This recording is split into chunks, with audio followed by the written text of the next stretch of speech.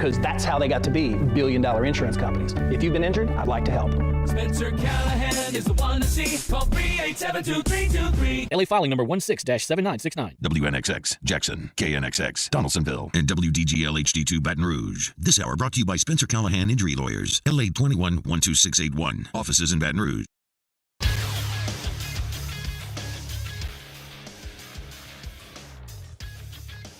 Good morning. It's Wednesday, January 10th, 2024. Today in Baton Rouge, expect mostly sunny skies with a high of 60. In hour one of today's show, we talk about the latest with LSU football and basketball. Also, Jacob Hester returns to the studio. You can follow us on Twitter and Instagram at OTB_ESPN and watch us on YouTube at the 1045 ESPN channel. Hour number one of Off the Bench, live from the Mercedes-Benz of Baton Rouge studio, starts now.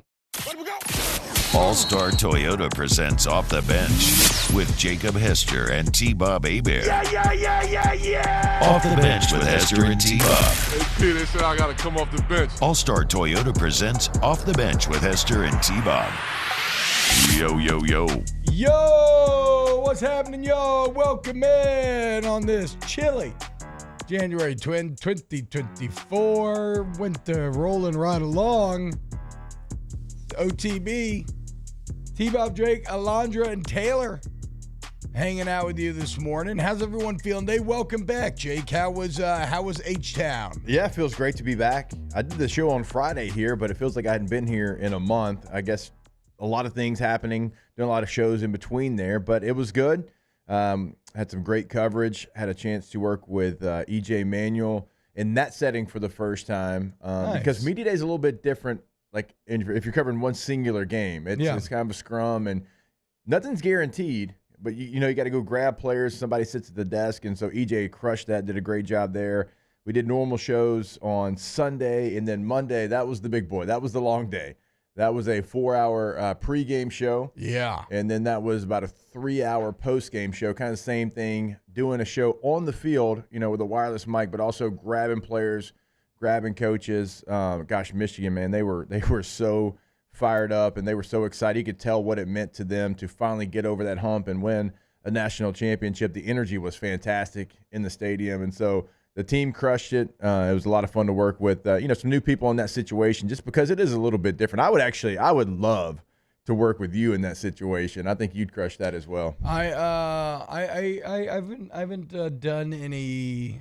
I don't think I've done anything like that in a long time. What about the game, or not the game itself? Because we kind of talked the game itself to death, and I think it's obvious, right?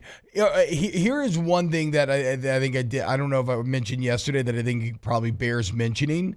And all of this analysis is at the benefit of hindsight, but of course it is, right? Like that's just how this job works. I now feel that Michigan and basically a lot of people were saying this pregame, but I was just doubting it. But it ends up being true. I think that Michigan was an especially bad matchup for Washington, and just in terms of their style, right? Like, and this is partially a pushback against all the nonsense about like, oh well, Georgia or Alabama ought to be at Washington, blah blah blah blah blah. Like, no, like. Georgia didn't have the pass rush. Alabama's offense was a weakness. Michigan may not have been like elite everywhere. Yeah. Because, like their weapons are good. Offense, throwing the balls kind of good, not great. But they weren't bad anywhere. Like they had no weakness, and their strengths were particularly well suited to beating Washington. And Washington's defense did their job, Jake. Washington's offense had 13 possessions. Oh, yeah. It's only come up with 13 points. I mean, if you told me that Washington's defense would hold them to 27, and a functional 27, right? Because the last score is whatever. If you'd have told me you held them to 27 and you give 13 possessions to the offense, I would have been like, okay, yeah, that's a good recipe for Washington. Without question. And I was talking about that yesterday on Off Campus, and Michigan fans like, are we going to give Michigan any credit for this? I said, yeah, they get all the credit, right? Yes, they did what they had to do, and they made the plays. But I said, we can't tell the story of the game without telling the chapter of Washington missing on their opportunities. That has to be talked about because they had opportunities. They didn't take advantage of them. And why was Washington undefeated? Why have they won 21 straight games? Because they've taken advantage of those. And for their defense getting punched right in the mouth in the first quarter, they held strong for long enough for you to get back into that football game. Oh, absolutely. And to me, I mean, certainly there are some off moments for Penix. I mean, the fourth down 17-3 with the wide open touchdown is the biggest one. But I will maintain that I believe that most of that was a result of just how complete that Michigan defense is.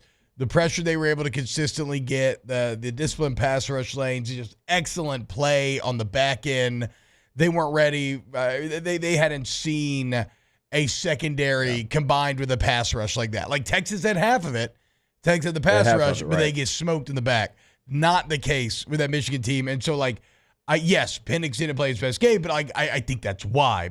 So that's why I land, and I'm like, you know what?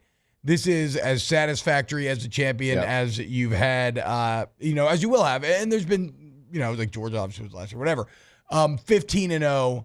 We thought they were the best at the beginning. We waffled in the middle. Like Michigan, congratulations, take about best team in the nation, unquestioned this football season. Yeah, and so a couple of things. Like there's 4 chances in that game you have. You mentioned one of them, but the first drive, right, you have an open receiver in the end zone. Open for Michael Penix's skill set. You overthrow him there. You miscommunication with Roma Dunze.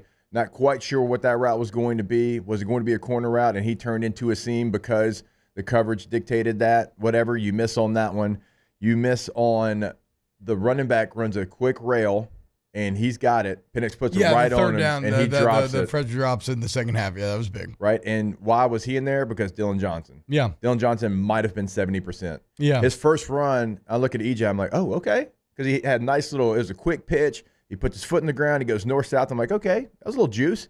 We don't see him again for 7 plays. Well, he caught a fresh injury his first run. He got stepped on and got hurt, even more hurt that first run. Even though that first mistake that you're talking about, I thought Herbstreit did a fantastic job of breaking that down live, and I think it's very indicative of why Penix struggled, where Washington runs a little pre-snap motion, gets Penix thinking it's man because the guy goes with him.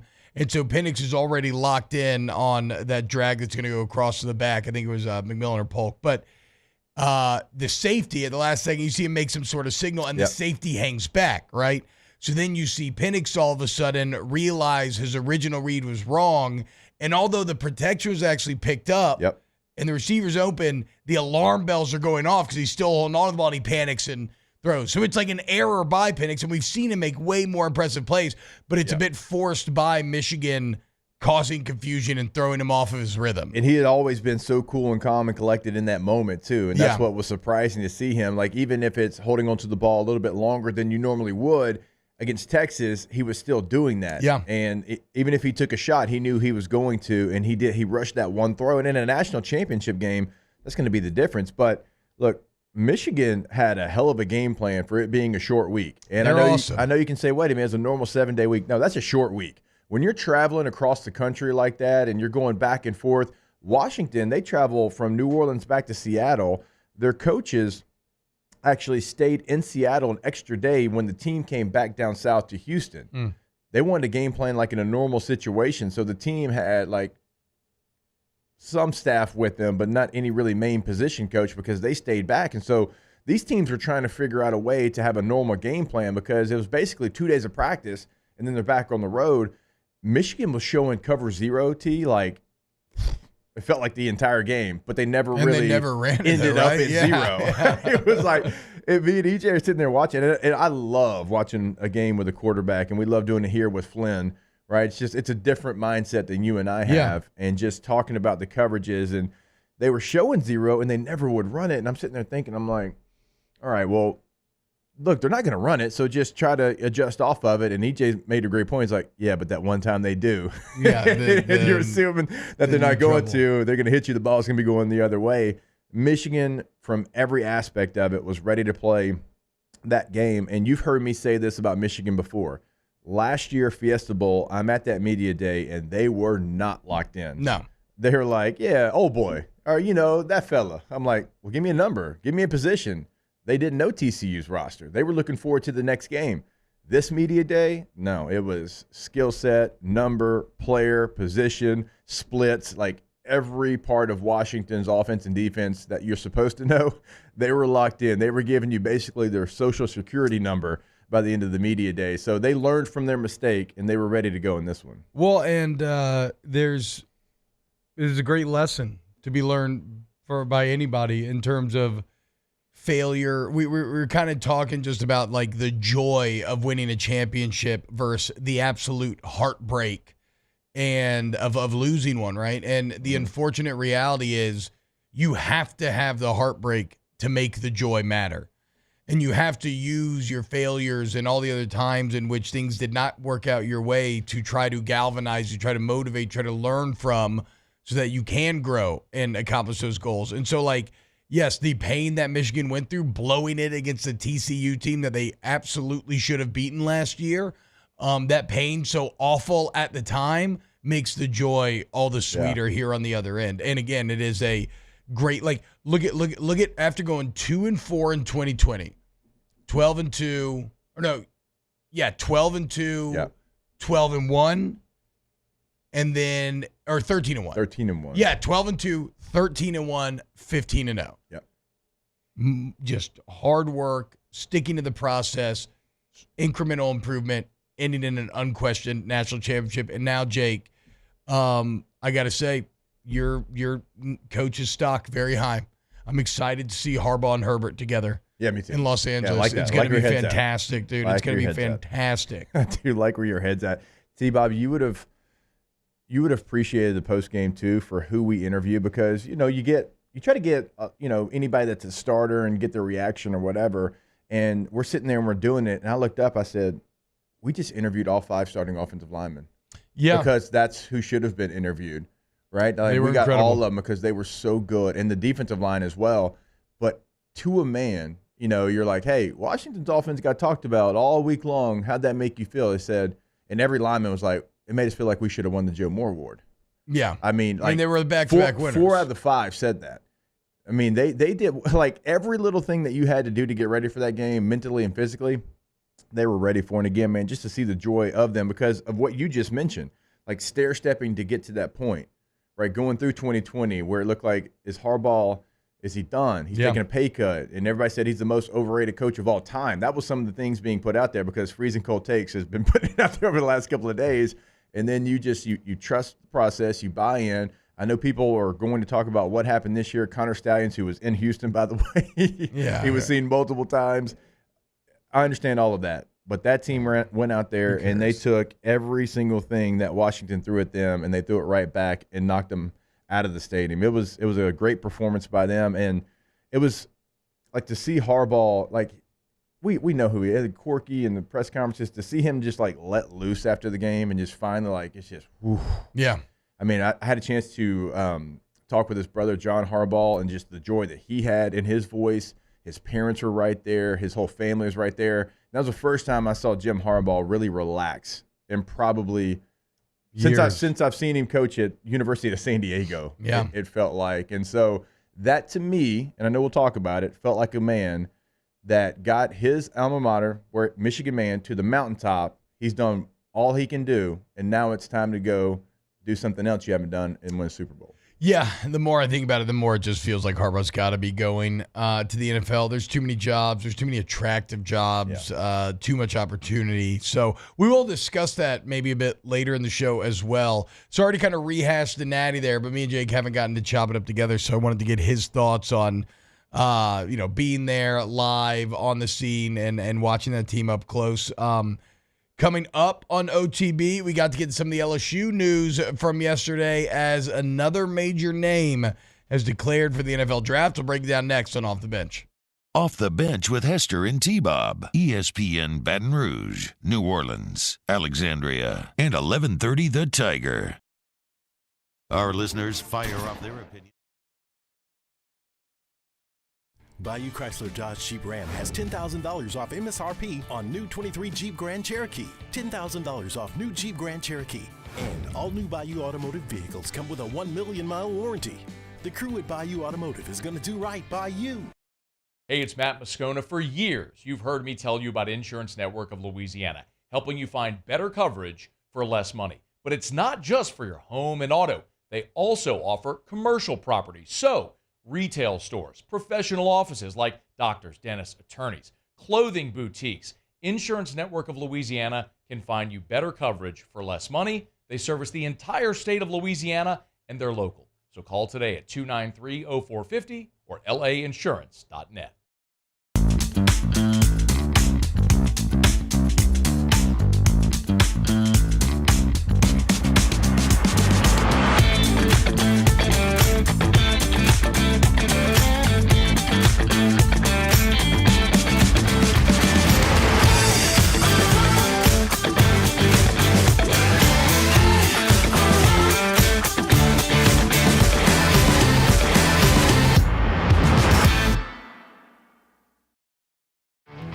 There it is, the extra mile, on the border of expected and extraordinary for those willing to go further, like vans customized for work or play, with safety and tech to keep you connected, supported by a 5-star sales, service, and finance team, and backed by the 1-star you know.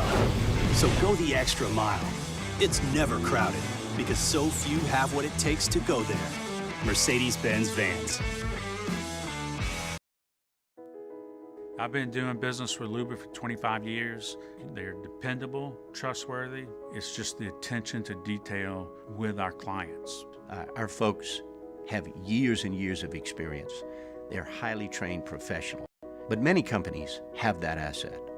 What I'd like to think makes Luba a bit different is that we use those talents in a way that truly is dedicated to serving the needs of the folks who depend on us.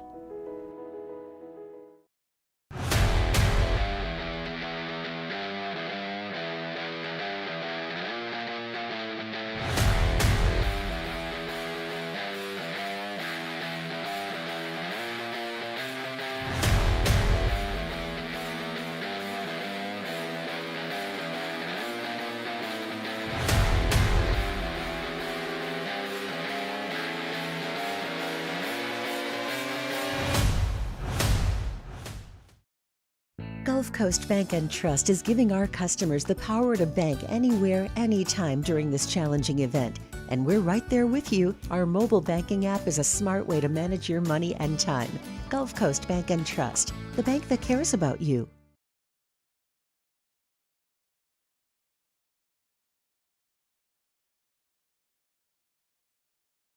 S. Clark. Breck's courses are designed to challenge every level of golfer, from beginner to pro. So come and get into the swing of things. Book your tee time online or find a course near you at golf.breck.org. That's golf.breck.org. Powered by experience, leading with innovation. Our Lady of the Lake Robotic Surgery Institute has the most skilled robotic surgeons in the region. Our experts use some of the most advanced technology available for robotic-assisted surgery, from advanced cancer treatment to hernia and gallbladder removal to surgical weight loss. Their expertise has helped train hundreds of surgeons across the nation and has impacted thousands of our patients' lives. Learn more about the region's leading experts at Our Lady of the Lake Robotic Surgery Institute at OLOLRMC/robotics. Matt Moscona inviting you to join us for Wednesday's Hump Day AFR, presented by Pluckers. First, Mekhi Wingo. Now, Maason Smith declares for the draft. How does LSU rebuild its defensive line? We'll discuss 3 to 6, 104.5 ESPN Baton Rouge.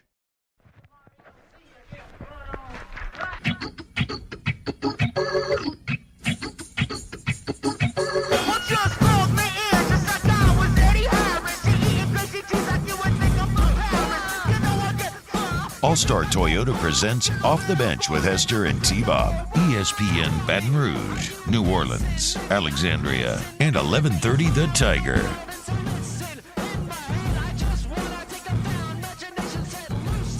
What's going on, y'all? Welcome back, OTB. All right, the big news of the day for your LSU Tigers yesterday. Good morning, everyone. Hope that everybody's having a great time. Where are these Jimmy G quotes about Jameis? Somebody try to find me these, or that Chad is referencing. I can't tell what's true or what's not, what's real or whatnot, and I can't find them. Anyway, so yesterday, Maason Smith announces on Twitter that he will be foregoing his next year of college eligibility, and he's declaring for the NFL draft. This leaves LSU with very little to no defensive tackles left on the roster whatsoever. That is a position that you're going to have to try to address and make the most of in the portal. I think those are the two silos to this conversation. One, what does this do for the roster moving forward? And two, how do we interpret this decision from Maason Smith, and is it the correct decision? Yeah, and look, to be clear, just I don't think this needs to be said, but I'll preface it anyway. Everybody's got to make decisions based on what they think is best for themselves, right? So as we discuss this, we are just applying an outside view, looking in, and if somebody wants to bet on themselves, you just can never, like that's their prerogative, that's their right? I mean, I always think about Trey Turner when he left early, offensive lineman from LSU, and everybody's like, why the hell is he leaving? And he said, because I'm going to run a sub 540. And I'm going to get drafted, and then I'm going to play well. And, well, all of those things ended up happening, right? So sometimes guys bet on themselves. Playing. Yeah, exactly. So, but the point of this is like, I think you get what I'm getting at, right? I don't know if this is the best thing for Maason Smith's career. I don't think he's ready for the NFL. Like, I think he really could have used another year of coaching with actual good, consistent, solid daily coaching to get more ready for the NFL and give himself a better shot at making it. Because that's the thing. You get your one opportunity. Like, if you don't make it, well, then I guess now you have the UFL that you could potentially fall back on. And in theory, you could climb back up out of there. But that's just so incredibly rare. I mean, if you just watch his, like, he obviously has the physical size, and you think he has the size and athletic potential there to be a legitimate NFL player. But the film that you saw this last year with high play, sticky play, is not someone who looks like they are ready.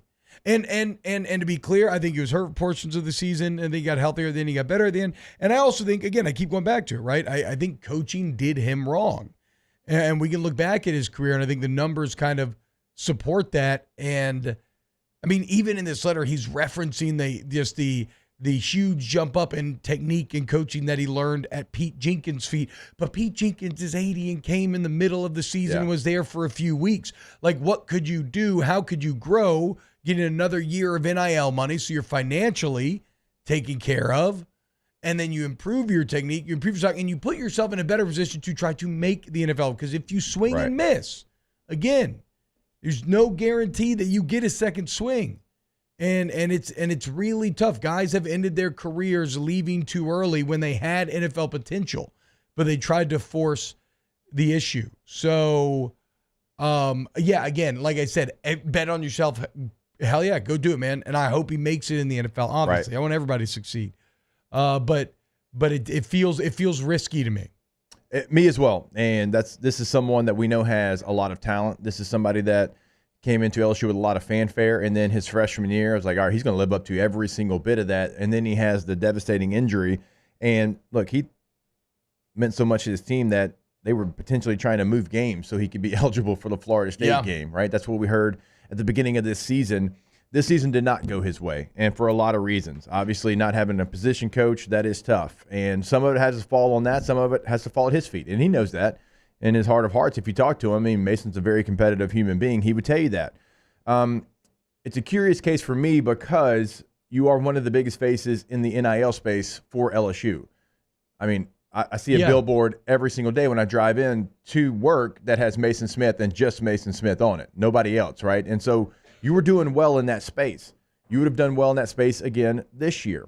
You have a new defensive coordinator in Blake Baker that I think a lot of people are excited about and should be excited about. And also when I look at, and this isn't to say all be all, but when I look at Mel Kiper's position rankings, there's 12 defensive tackles listed. Maason Smith's not one of them. When you get to like defensive tackle 9, 10, 11, 12, we're talking about 4th, 5th, 6th round. Now, Maason Smith is somebody that is a physical freak. He can go somewhere and he can test probably through the roof. Yeah. He doesn't look like a lot of people walking this earth, and I mean that in a good way for him. Yeah. So he can go up those boards, but how much can he go up those boards? And if you come back, and you have a really solid year, then you probably put yourself into the category of being a top 3 defensive tackle, because I think you're that talented. And we have seen a lot of LSU players in the history of LSU football leave early and it not be the best decision. Now, there's others, and you mentioned one of them with Turner, that ended up working out well for him. Yeah. This is a player that I fully expected to be back. I think he could really learn a lot in another college football season, because you had your freshman year, you were great. Certainly for a freshman. Let's go through that real quick. His career flow, because I think that weighs in on the conversation. So as a freshman, remember, in just 9 games, he made himself into a freshman All-American. In 22-1, he had 19 tackles, 5 TFLs, 4 sacks in 9 games. That's very good as a true freshman. Then he looks incredible the first 2 plays of the Florida State game. And that's when he was just absolutely wrecking shop in camp.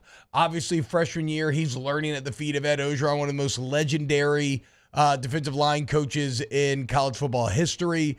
And so he looks like he is ready to go in 22. He gets hurt. And that's his first ever major injury, which you never know how guys respond to their first ever major injury.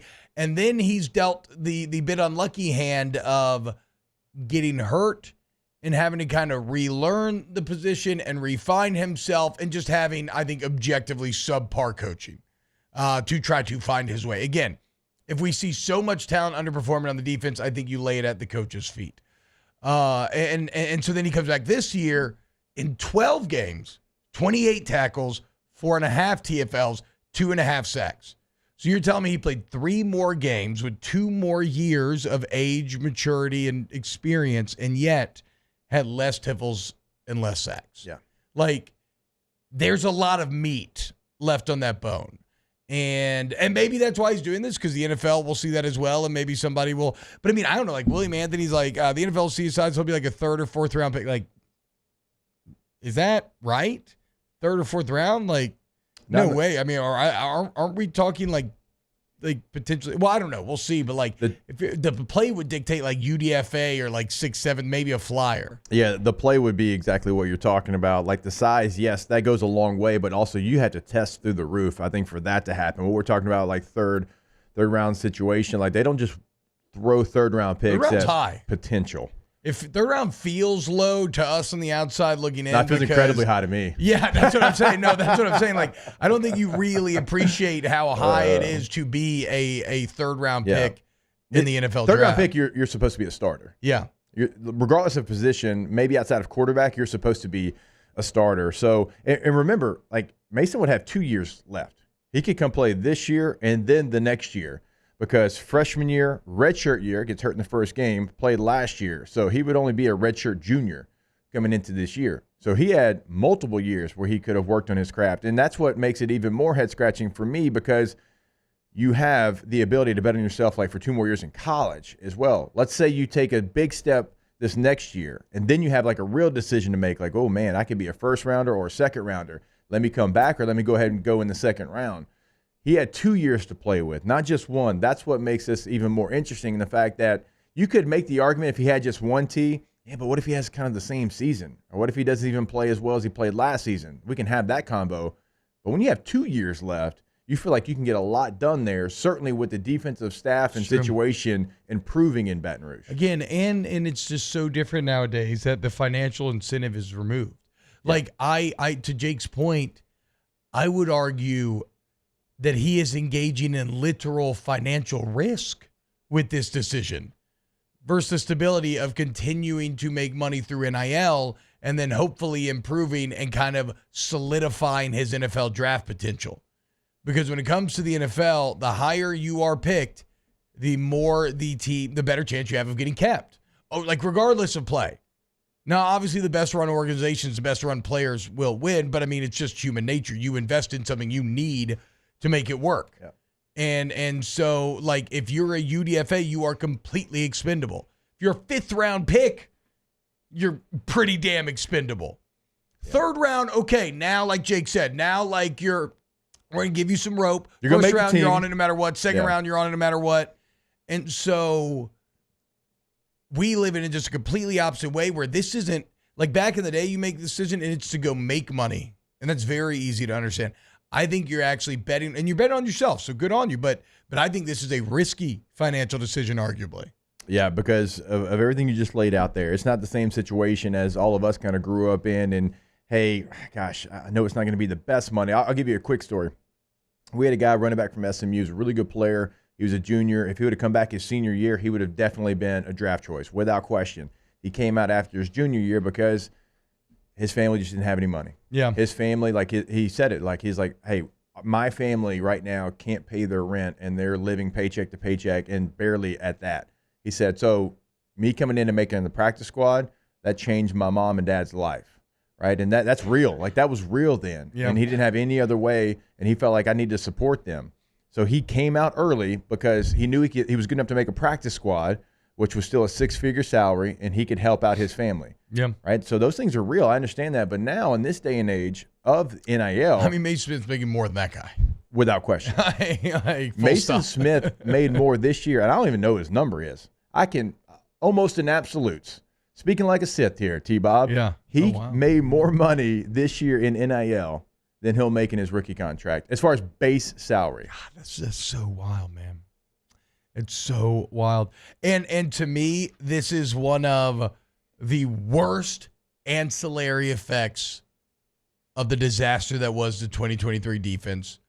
That you had Mekhi Wingo and Maason Smith, who should be returning. And especially in Wingo's case, I think Wingo really wanted to return. There just wasn't enough of a visible plan that they could at least talk about with him. The timing of it stretched out too long. Too much frustration had already built up to the point. You saw the video after the bowl game where there wasn't happiness there. There was only like, F this, I'm out. So yeah, it's kind of like the zombie, the zombie kind of, it's the villain in the movie popping up for one more shot, right? They get one more kill in, one more bite, one more shot before going away, and that now you lose two guys that should be returning, and you have a defensive line group. Who do we have, Taylor? I'm sure you're, I meant to look it up before the show, but off the top of my head, you obviously have McKinley coming in. Is Guillory still there? Yeah, Guillory has another year. You got Relaford coming in, who you flipped. Yep. I mean, after that, what do you Jordan have? Jefferson's gone. Oh, you got Jalen Lee. You got Jalen Lee. Yeah, you got Jalen Lee. No, literally all you got is Jalen Lee, Guillory, and is that it on the roster? I know that they're in on some defensive tackles in the transfer portal. Yeah, better be. I mean, they were before any of this actually news. Even before Wingo came out, I knew they were in on some defensive tackles. Now you got to close those defensive tackles. You can't just be in on them. No, yeah, you gotta. You are thin at a position that you weren't good at last year. And again, a lot of different factors play into it: injuries, coaching. We all know that. You're thin, T-Bob. You can't be thin at defensive tackle. Not in the SEC, dog. No, not if you want to accomplish your goals. Blake Baker. But I mean, look, this is also one of the reasons why you hired Baker. He's a really good recruiter, and so he has to. And unfortunately, when you're the highest paid coordinator, even though not having interior defensive linemen is really impactful when trying to put together a defense, it doesn't matter. You still got to turn in the result. So right, they got to find a way. So you got Fitzgerald West, who you moved back to defensive tackle. He's kind of been isn't he in the portal? Yeah, he hadn't went anywhere yet, right, so you couldn't get him back with Baker coming in. So, he's still up in the air. You have Jalen Lee, Tyjee Hill already left you. Yep. You have Guillory. Now, you got Parashan coming back. He's 6'5", 280. Parashan's not an interior guy. I know, but it's just... I guess it's you bare could on the bump it. defensive tackle. That's what I'm saying. No. So that's the point. That's the whole point. That's the point. I'm saying the true. You have two. Yeah, you have two true ones. True interior defensive linemen right now. Maybe try to. Yeah, bump that's down, what I'm saying. That's crazy. That ain't good, boys. It's not like you. Because thank God for the portal. Right. Well, you got guys it giveth coming and in, taketh away. You got guys coming in. Yeah, but you don't want to rely on freshmen. You got Sean Washington coming in from Georgia. He's kind of your transfer portal defensive junior tackle. college. Yeah. Okay, there you go. You got guys coming. He went Georgia, then JUCO. Now he's back at LSU. So he's played some college ball. I heard that in a Remember long time. what junior college is? Pearl, Mississippi. Look, I'm in the portal. Not like me. I'm done with eligibility. But I'm looking at it right now, and all these guys are committed somewhere, T. I mean, even Hill, who LSU lost, he's already committed to Oregon State. All the top guys, they're already committed somewhere. You have a couple of names out there. You're going to have to some catch three-star guys from Jacksonville State and Texas Tech. You're going to have to catch that springtime runoff. All right, there's actually a little more meat left on this conversational bone that I want to get into. So, but we do have to go to break. So we'll carry this on next here on OTB. Off the Bench with Hester and T-Bob. CentralPlumbing.org, 925-8552. CentralPlumbing.org is the website. 925-8552 is the number. If you like 24/7 emergency service, weekend, weekday, holiday, doesn't matter when you need them, they're there. If you like flat rate pricing, it's not like when you do like a food delivery app and you go to check out and that number just doubles. You're like, huh? No, if you like flat rate pricing, Central Plumbing does that. No surprise or hidden fees. Licensed, bond insured because, of course, and 50 years of experience. Why would you go anywhere else for your plumbing problems? CentralPlumbing.org, 925-8552. But it's not just problems, is it, Jake? It is not. It is if you're looking to upgrade at your home or business, they can certainly come in. They give you a consultation. They can tell you exactly what they can do for your space. They can also help you out with the tankless water heater. Go tankless today. Never run out of hot water again. You can shower, do the dishes, do the laundry all at the same time and not have to worry about it. Give them a call, 225-925-8552, centralplumbing.org. In times of need, get a full list of phone numbers, websites, and other important emergency information on the Demco Stormwatch page at 1045ESPN.com.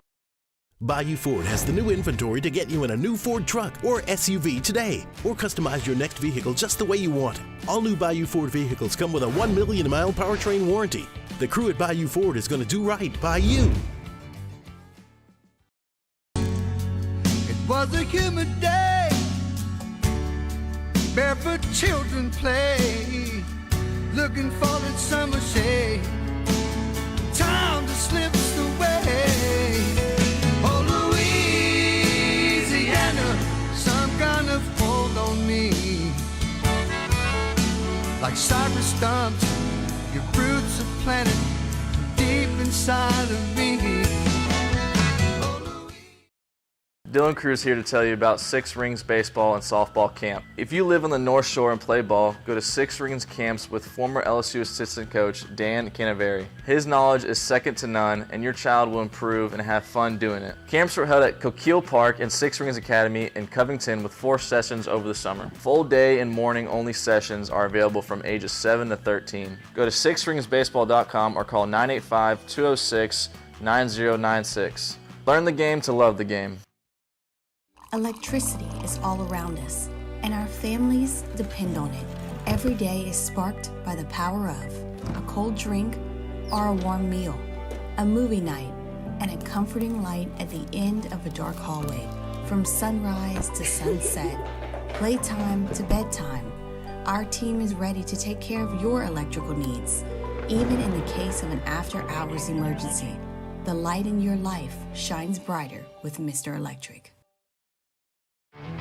There it is, the extra mile, on the border of expected and extraordinary for those willing to go further, like vans customized for work or play, with safety and tech to keep you connected, supported by a 5-star sales, service, and finance team, and backed by the 1-star you know. So go the extra mile. It's never crowded, because so few have what it takes to go there. Mercedes-Benz Vans.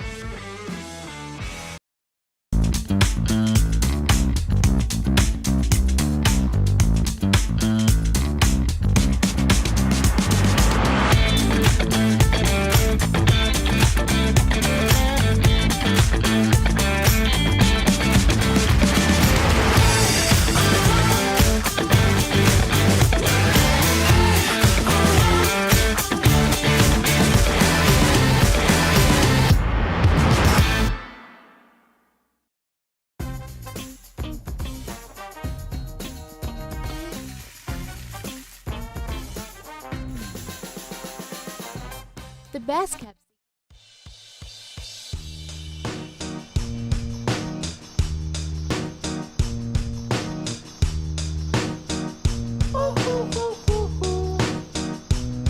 I ain't happy, I'm feeling my sunshine. In a bag, I'm useless, but not for long. All-Star Toyota presents Off the Bench with Hester and T-Bob. ESPN Baton Rouge, New Orleans, Alexandria, and 1130 The Tiger. So Taylor's going to Universal tomorrow. We're doing some Potter talk. And didn't you just get back from vacation? Potter. Look, yes, I did. Yeah, I'm just asking questions. Do not explain yourself. No, do not explain yourself. This isn't Vacate that till we conversation. die. This isn't that get it. conversation. No, I know. I'm just if you have saying. the days, take them. Don't Timo be dumb. TB is vacate I'm till always- we I'm die. always Don't the be dumb person like who- me and take days to go work I'm something. always the person who doesn't like to leave. So, yeah, I feel it. No, I'm just saying, like, what's this for? Like, the other vacation was for the holidays. Is this just Little getting surprise, out of town? Or little surprise Yeah, it was kind of a Universal little trip. last-minute thing. Yeah. I mean, I found out about it about a month ago, so it's kind of just a spur-of-the-moment thing. I mean, I'll be back Monday. It's just kind of a Oh, weekend thing. nice. I mean, T-Bob went all the way to Atlanta for like a day and a half. I may have I may have an in to get some free lodging at Disney.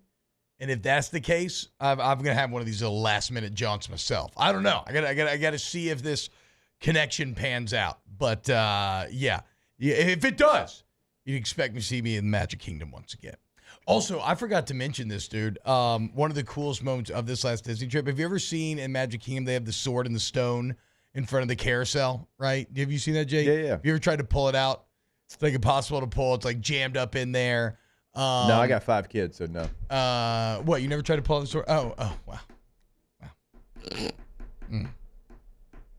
Especially, that's like, come on, Bob, what are you doing? You've seen this pitch 1,000 times. Yeah. You just go and whiff on it like that? I mean, unbelievable. I put it belt high. Unbelievable. About 82 miles per That's hour. what I'm saying. Here you go. The meatball. But so we were leaving the park. We did Mickey's Christmas party. Ended at midnight, and I kept the kids there till midnight. And we're leaving the park. Nobody's really left.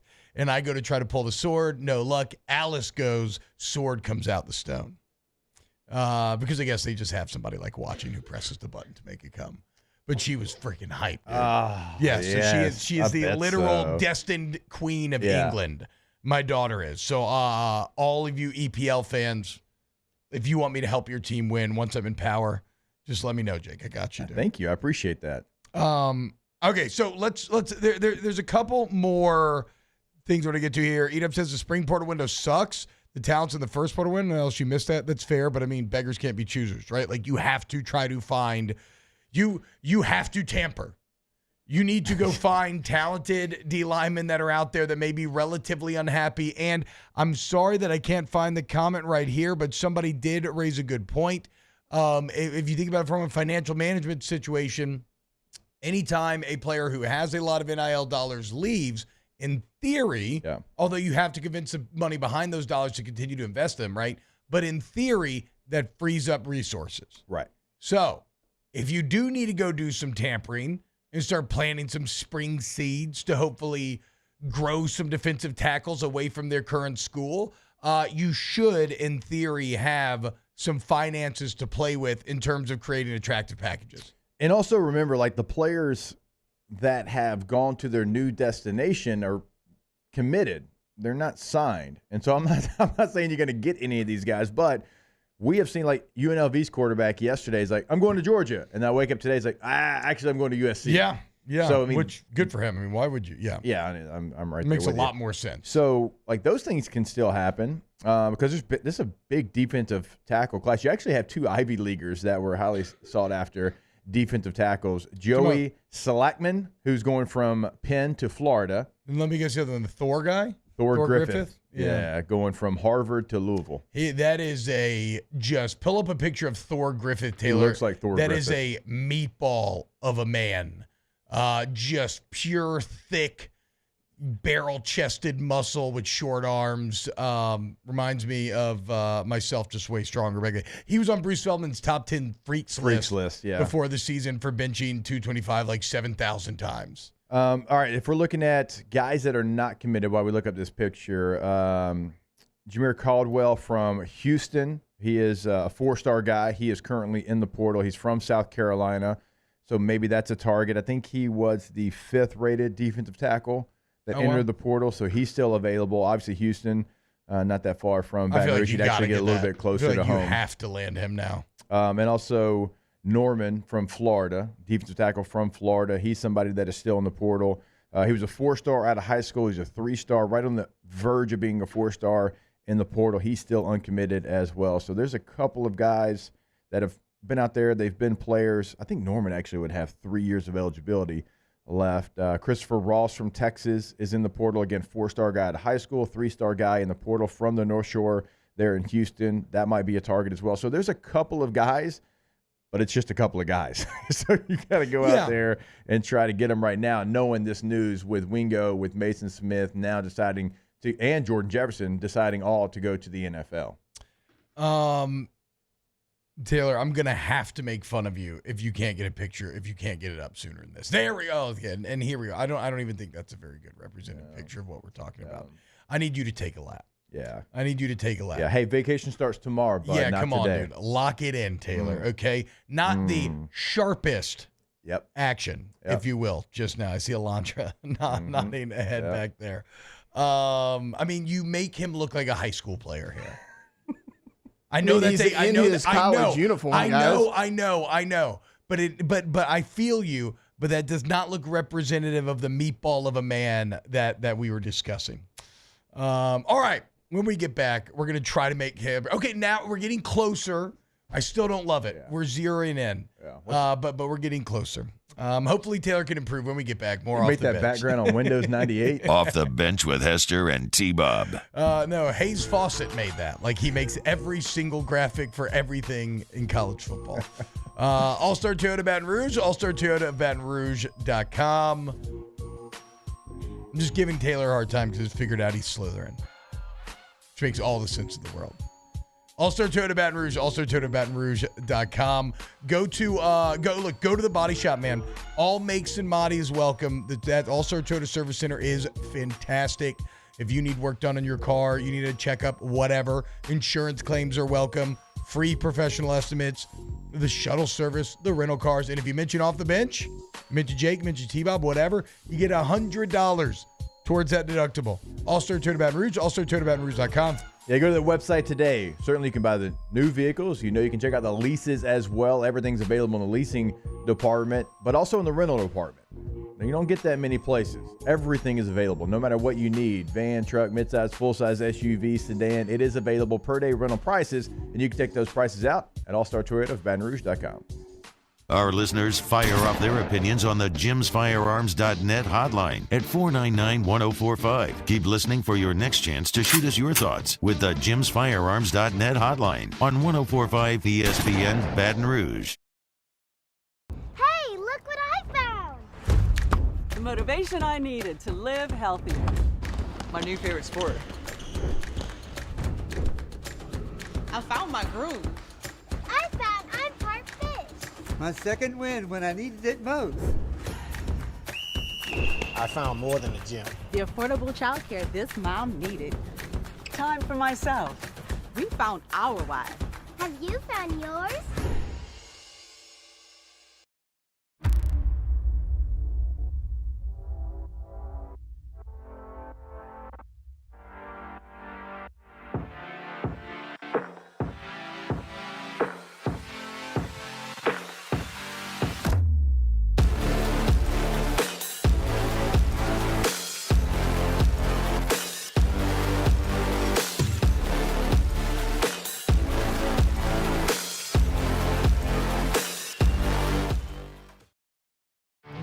There it is, the extra mile, on the border of expected and extraordinary, for those willing to go further, like vans customized for work or play, with safety and tech to keep you connected, supported by a 5-star sales, service, and finance team, and backed by the 1-star you know.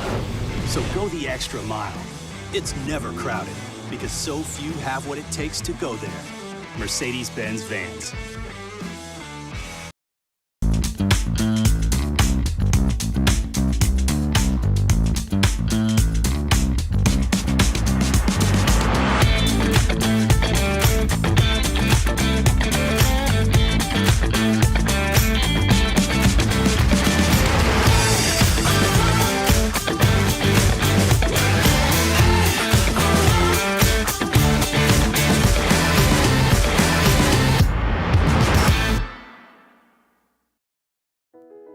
I've been doing business with Luba for 25 years. They're dependable, trustworthy. It's just the attention to detail with our clients. Our folks have years and years of experience. They're highly trained professionals. But many companies have that asset. What I'd like to think makes Luba a bit different is that we use those talents in a way that truly is dedicated to serving the needs of the folks who depend on us. Dylan Cruz here to tell you about Six Rings Baseball and Softball Camp. If you live on the North Shore and play ball, go to Six Rings Camps with former LSU assistant coach Dan Canaveri. His knowledge is second to none, and your child will improve and have fun doing it. Camps were held at Coquille Park and Six Rings Academy in Covington with 4 sessions over the summer. Full day and morning only sessions are available from ages 7 to 13. Go to sixringsbaseball.com or call 985.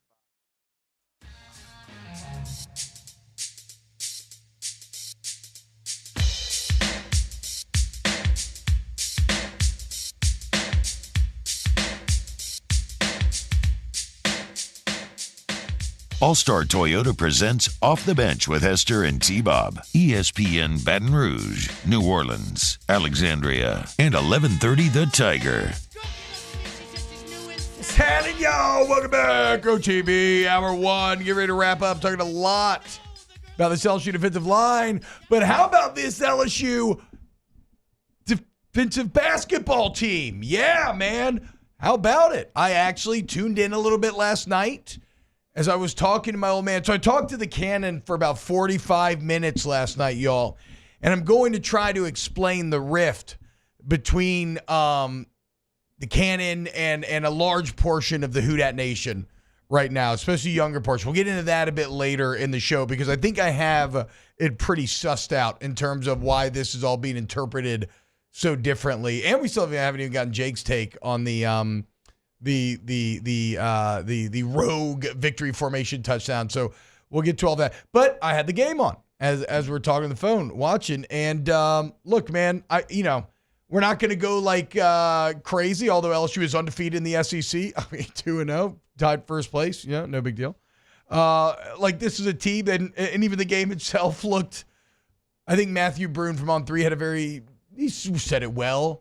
When somewhere with about 10 minutes remaining, he just like did a score update and then said, quote, maybe not the most aesthetically pleasing basketball we've ever seen, but the boys fought hard.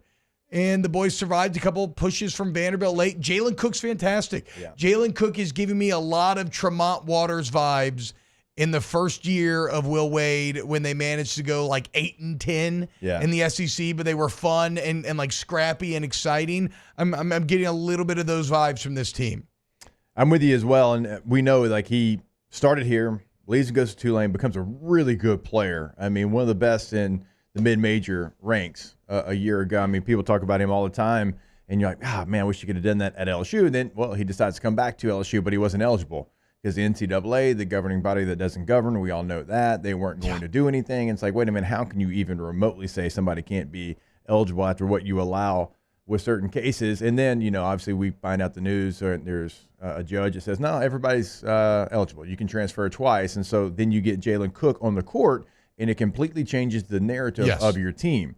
You were missing that. And having basketball conversations in the hallways with our guy Hunt Palmer, different people that really follow LSU basketball, like, we're missing this. Well, you get this with Jalen Cook, and he scores 28 points last night. He was certainly the star. And not oftentimes, even in today's college sports that is truly free agency, do you get a chance to get somebody like that just in the middle of the season, almost like you made a blockbuster-type trade in the middle of the season, right? And he's changing the team. He's changing the direction of the team. Are they going to win the SEC? Probably not. But now their future in the SEC, and I agree with you, it looks more like, hey, you can be respectable. You're going to beat some teams you shouldn't. Yeah. Maybe you lose to some teams that you're not going to. Not supposed to. We understand that as well. But I can tell you this, if you're hovering around 500, that is much better than I think anybody thought they would be in league play. Yeah. Taylor, I know you have paid more attention to this basketball team than any of us have, so take, please. Yeah, your 3 leading scorers last night, Jalen Cook, Jordan Wright and Mike Williams. T-Bob, all three of those are your guards. That's your backcourt. And we talked about it. Meg McMahon loves when his guards are the dominant scorers on his basketball teams. That's when he's had the most success. And then you look at field goals. LSU actually didn't shoot it well. 18% from three, 42% from the court. You were outdone by Vanderbilt in both of those. But when you're off shooting night, what do good basketball teams do? They try to manufacture points, and that's what they did. 87% from the free throw line, 20 of 23 as a team, and more assists than turnovers. It was the opposite for Vanderbilt. So, I mean, that's playing winning basketball. When the shots aren't falling for you, can you take care of the basketball? Can you hit your shots at the free throw line? They did both of those things. And in the postgame, and I know things like in the postgame, Matt McMahon was just talking about how some things that were like literal weaknesses early on, they are grinding out and have managed to make strengths. And he specifically referenced three-point defense. I think what Vanderbilt shoot like 25% from three last night, and they want to shoot 1,000 threes. Obviously, the rebounds going into A&M and doing what they did. So, I don't know. LSU's 10-5, 2-0 in the SEC. Alabama's 10-5, 2-0 in the SEC, right? I mean, those are numbers, guys. Hey, words lie, numbers don't. Exactly. Go Tigers, undefeated. Today, on this day, we drink. Yes. I would love for them to have just a nice Scrappy little season. run. Yeah, Scrappy season. A little gritty season. More to be next. Off the Bench with Hester and T-Bob. So, big news here on the Off the Bench front. As we are now partnered with one of probably the biggest company that we've ever, biggest company that we have ever been partnered for. And of course, I am talking about the MMR Group. We are talking about a group that is no stranger to 1 million hour work projects.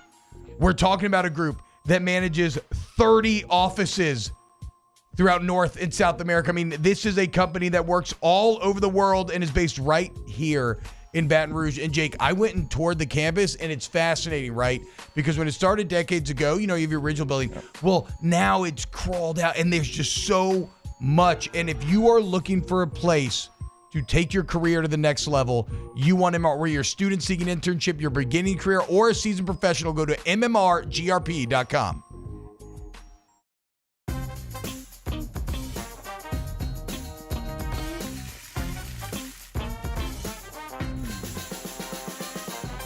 The best kept secret in town is out. Discover Tallulah at the Renaissance Hotel on Bluebonnet.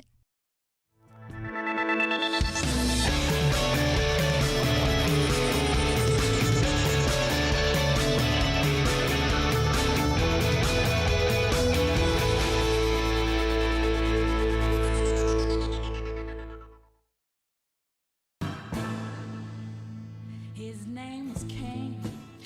He had a horse along the countryside. I saw him ride. One day they found him. The Windsor Senior Living Community in Mandeville, Louisiana is a beautiful, vibrant apartment community geared towards seniors. They are nestled right in the heart of Mandeville, where seniors live a more carefree lifestyle in spacious apartments with the peace of mind that comes from having a little extra help. Call the Windsor at 985-624-8040 to schedule a lunch and tour. Come see how the Windsor can be your passport to peace of mind. There it is, the extra mile, on the border of expected and extraordinary, for those willing to go further, like vans customized for work or play, with safety and tech to keep you connected, supported by a 5-star sales, service, and finance team, and backed by the 1-star you know. So go the extra mile. It's never crowded, because so few have what it takes to go there. Mercedes-Benz Vans.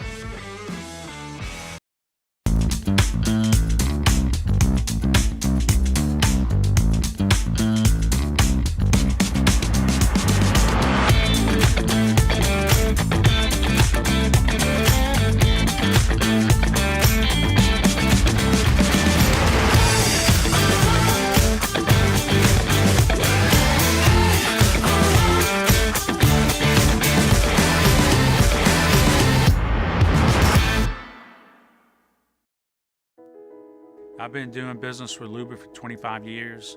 They're dependable, trustworthy. It's just the attention to detail with our clients. Our folks have years and years of experience. They're highly trained professionals, but many companies have that asset. What I'd like to think makes Luba a bit different is that we use those talents in a way that truly is dedicated to serving the needs of the folks who depend on us. At Relief Windows, we're more than windows. We're windows, doors, hardy plank, and vinyl siding. But our #1 product is always customer satisfaction. Visit us online at reliefwindows.com. Oh, by the way, we do shutters too.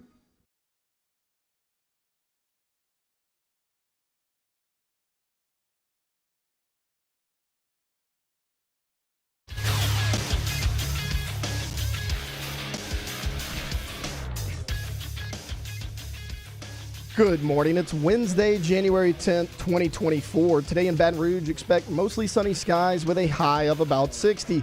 In hour 2 of today's show, Matt Flynn stops by for an hour of flustering. You can follow us on Twitter or Instagram at OTB_ESPN and watch us on YouTube at the 1045 ESPN channel. Hour number 2 of Off the Bench, live from the Mercedes-Benz of Baton Rouge studio, starts now. Let we go!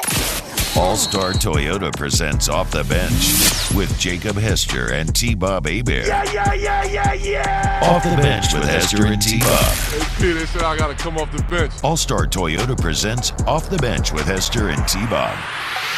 Yo, yo, yo.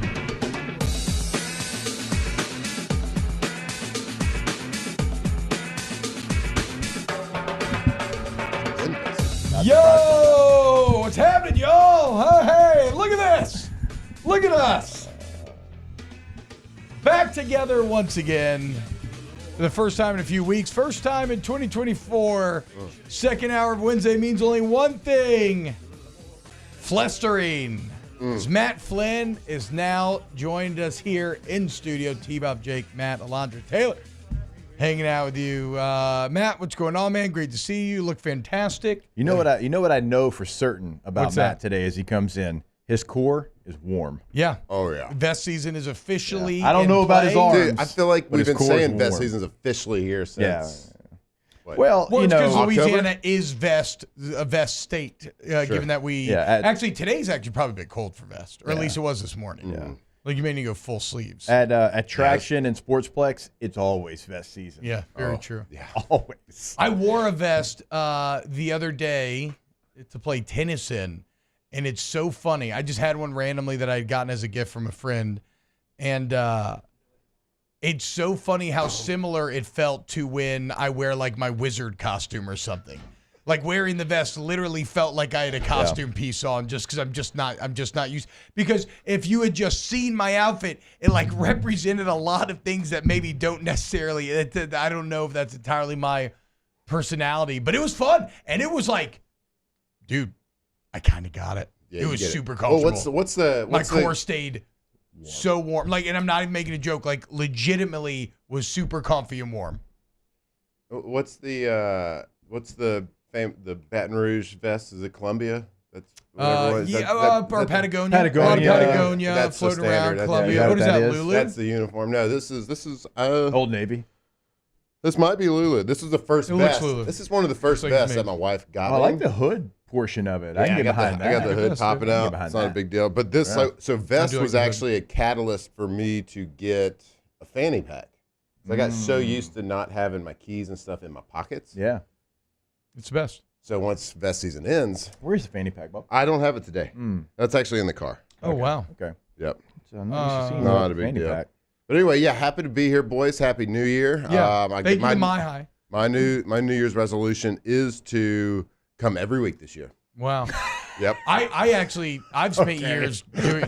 I mean, for me, it's every day. You did great this year. You did great. I'd say of the 52 opportunities, he made 35. Yeah, I think he did excellent. I missed 2 to 3 months tops. Look, I think Pretty good. Pretty solid for doing it 40? for free. Drinkmyhigh.com. Drinkmyhigh.com. if you want to commit to coming once a week, I think that's very admirable. Yes. I'm more of an everyday type of person, but look, to each their own, man. You know, we all got to. If y'all can make figure a this thing commitment out. to never have any call-ins when I'm here. So I don't That have was to- once. Oh wow, that's now that It was okay. recruiting day. That's a little bit of a prima donna move. Was okay? it this year? That's a little bit of a prima donna move. That was literally one time, and it was a schedule. It just had. I hadn't heard. I didn't know if you were coming on or not. It had, and it was the only time he had. It was. Bro, you know recruiting day. I don't text. I don't confirm with you till like 7:30. You know that. I know, and I don't hate that. I get it, the man. day of. Look, I can never throw stones in the communicative glass house that I live in, right? Like, or lack of communicative nature, words. So I'm not saying that. I'm just saying don't be getting all prima donna about one person calling in during one flestering segment. It was Tom Longhair, wasn't it? Van Haren? Tom Longhair? Isn't that what his name? Tom- Isn't what Tom Van Van Haren? Haren, Doesn't yeah. Von Haren Somebody mean told long us hair or he had something? meant something yeah, like Nookie, that, because he used yeah. to live in he used to live he was a recruiting guy. Yes. He was the lead recruiting guy for ESPN. It was recruiting day. It worked out with his schedule, and we didn't know if you were going to show up or not. You had yet to confirm. Well, y'all know this year because this is my dedication every week this year. Hell yeah. Okay. Except Cool, for man. the weeks I don't come. Yeah. Asterisk. Just in case. A whole week. That's crazy, man. All right. So, look, we could talk about a ton of stuff this hour. I was maybe thinking about going down a bit of an NFL angle. Actually, no. I know what we need to do with Matt. I think we're on the same page. So say it. Having a play call come in, and you decide to run another play for your boys, and then that whole situation. Okay. That's actually okay. No, that wasn't. I think that's great. Okay. I also did want to get Matt's take on the Nuss Bus because people may not know this, but Matt has been and is one of if the Nuss Bus had a board, he would be on the board. Chairman. I don't know if he'd be chairman. No, he'd be chairman. You think he'd be executive chairman? If you went to, I'd at least run for it. If you went to his phone and you saw like what GIF or GIF, however you want to say it, I say GIF. A lot of people say GIF. That he used the most, I guarantee you, there's a bus attached. Yeah, no doubt. No doubt. Is it the flying bus or the bus no, that's doing wheelies? It's the one that does the fire coming wheelies out? with the fire coming out. That is I your always go-to. preferred the Magic School Bus as my favorite bus. That's a good one too. Shout out. I found some Miss good Frizzle. during the bowl game. I found some good. He did some new bus. I found gifts. one that's kind of, it starts off and it's slowly floating and then it starts to fly a little bit. I think that's going to be my go-to. It's like when you used to put the old GTA code in, flying like gliding cars. Anybody ever do that? The faster you went, the more your car started to kind of glide. You get the tank, turn around the turret, and fire backwards and fly the tank. It doesn't matter. No, okay, I'm gonna shut up. How We did? still talking about Nuss? Yeah, how did? So, what did you think about Garrett Nussmeier in the bowl game? So I watched him. Wasn't able to like sit there and like tune into it because we were actually driving at the time because we were on a trip. I know that goes. I was driving down the road, so illegally I drove through the mountains in Colorado because we were on a little vacation. Yeah. So I had my iPad out. We connected to YouTube TV and we kind of watched it there. Eyes were on the road. They watched it. Your eyes they were watched it. firmly My eyes on the were road. right there. Yeah, with your family in the vehicle on the mountains, probably snowing. Except when Nuss dropped back to pass, then I just like had to let it ride. Hey, Lacey, if this drives off this mountain, I'm sorry. I got to watch a Nuss Bus. Nuss Bus, baby. Look at that. She doesn't understand that. Come here, son. Grab the wheel every time the ball snapped. We're gonna be fine. Get up Don't here. worry. Just hold her steady and true, and we'll be all good. Look, it's a straight shot. You don't even got to worry about turning. No, I So give thought us it was the awesome. your osmosis then takes. On It the way you was. felt. I wasn't real surprised at it because I have always been a believer in You Nuss. have. I think he's really good. I think he's really gifted, really talented, gunslinger mentality. Like going into it, I had some friends, from Wisconsin that we were talking and texting and things like that, and they were like, "How's it going to go? We're going to beat you up, blah blah blah." And I'm like, "Well, look, we got a quarterback playing, hadn't started in a long time, gunslinger mentality. It could go either way here. It could be like 4 picks or 4 touchdowns. Yeah, I don't know. True. Yeah. Because that's kind of like when I went to watch him early on in practice and scrimmages and stuff when he first got there. That's how it was. Like he was gunslinger mentality, and you can see the maturation over the last couple of years. So I'm excited about the tenure. I guess I don't know if it's too early to like predict that or assume that. I think he put a firm hold on. Like I like they brought in AJ Swan to at least like not let him get too complacent, but that was him grabbing pole position in the NASCAR race. It's been like he's played so well when he's come in. Like you can forget, like what was it, the Southern game that he came in, and what game did he come in and play bad? It was something like that. It was like something like that, but it's like people were overreacting. I'm like, give it a break. Also Nobody wants to play in those games. Yeah. That's Also, on that point, we still had a little bit of like there was still like we didn't know Jaden was a Heisman winner at that point, right? So there was still some of that in the air. So people were forming stronger opinions both ways. I mean, I think honestly, you're the best person to have this conversation with because of what you just said. Like there was games, and I remember I'd be at running back, you'd be a quarterback against North Texas, and we're like, okay. I did not want to go in. And that is so it's tough because it's a no-win situation. It's a no-win situation, but also like you came in moments that we needed you, and you played really well, and Nuss has as well, like in the SEC championship game. I mean, y'all's careers are pretty similar. Like he didn't play a lot, but he could have, right? He had the talent to play, so just like you. And now he has his opportunity. And I know that LSU brought somebody in to make sure that he doesn't rest on those laurels and he continues to fight and continues to compete. But just like this guy over here, this guy wasn't going to let anything get in his way when it was finally your turn. I mean, why do you think I'm a fan? That's what I'm saying. Like, so for Nuss, like, he ain't going to get complacent, man. He's been waiting for this for a long time. Yeah, it's such a, I guess, rarity, I guess, nowadays. Kind of the path that he's gone. Yeah.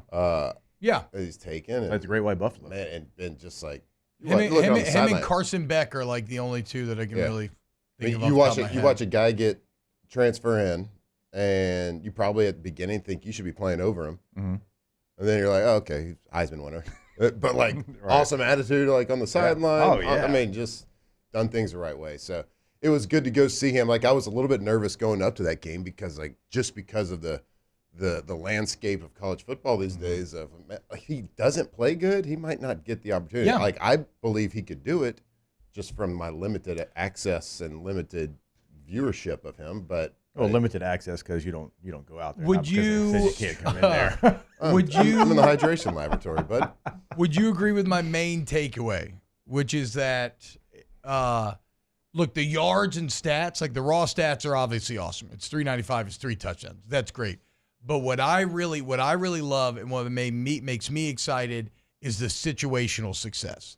Going down 14 twice, seeing 98 yards of field ahead of him with the game on the line, 6 minutes left. You know it's probably your last possession.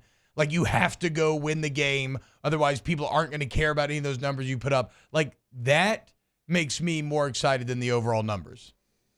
Yeah, the situational competitiveness. Like I was getting text messages from people that know that I'm on the Nuss bus. Like early on, they're like, "Oh, wait, your guy he's blowing it or choke or whatever." Right.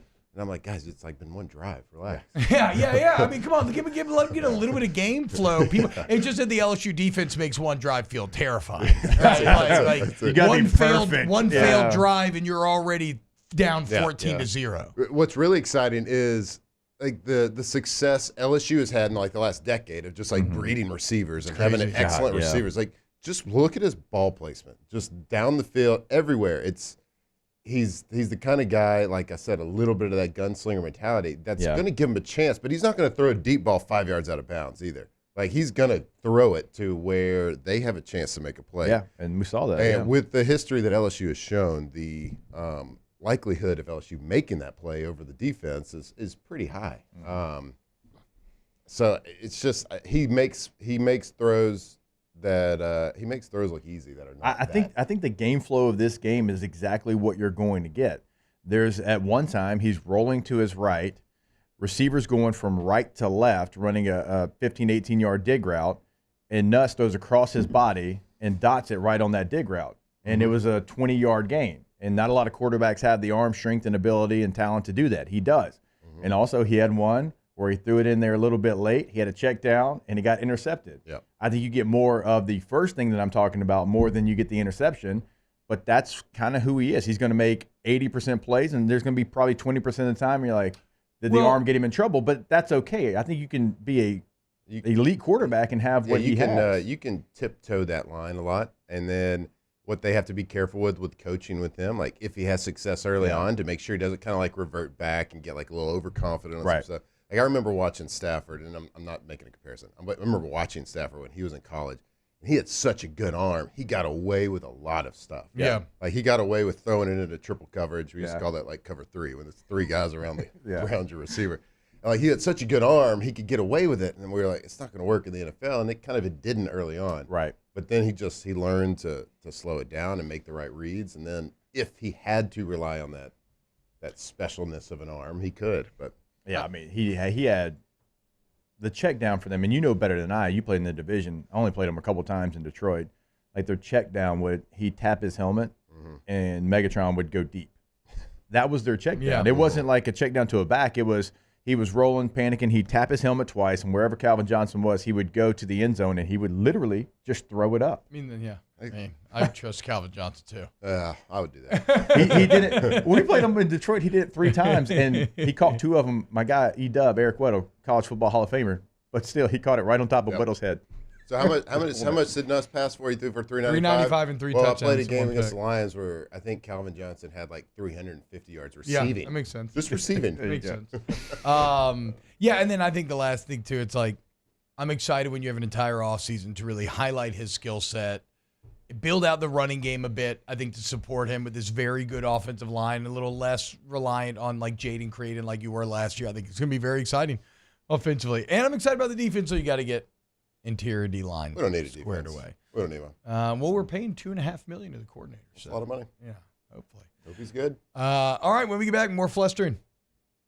Off the Bench with Hester and T-Bob. ESPN Baton Rouge, New Orleans, Alexandria, and 1130 The Tiger. Get Gordon and get it done. Gordon McKernan, Injury Attorneys, 225-888-8888. You need somebody who's going to fight for you, who's going to stand up to the big insurance companies. You what? Gordon McKernan. I think there's a 3rd puppy on the way, according to one of the new billboards. Can't wait to see. Yep. Go to getgordon.com. That is the website, T-Bob. You can do it all there. You can have a chat with them. If you can't get to the phone, you can find past client results. You can find cases they can handle for you. And like T-Bob said, you can drive around town. You can see that phone number, your area code in Louisiana, followed by the 8s, 888-8888. And also, if you want to see what they're doing in the community, not just the courtroom, @GetGordon is the handle on all major social media. So multiple ways to get in contact with them, multiple ways to find information about what they can do for you, again, in the courtroom and in the community as well. GetGordon.com is the website. @GetGordon is the handle. Your area code followed by 888-8888. In times of need, get a full list of phone numbers, websites, and other important emergency information on the Demco Stormwatch page at 1045ESPN.com. Gulf Coast Bank and Trust is giving our customers the power to bank anywhere, anytime during this challenging event. And we're right there with you. Our mobile banking app is a smart way to manage your money and time. Gulf Coast Bank and Trust, the bank that cares about you. Bayou Ford has the new inventory to get you in a new Ford truck or SUV today, or customize your next vehicle just the way you want it. All new Bayou Ford vehicles come with a 1 million mile powertrain warranty. The crew at Bayou Ford is going to do right by you.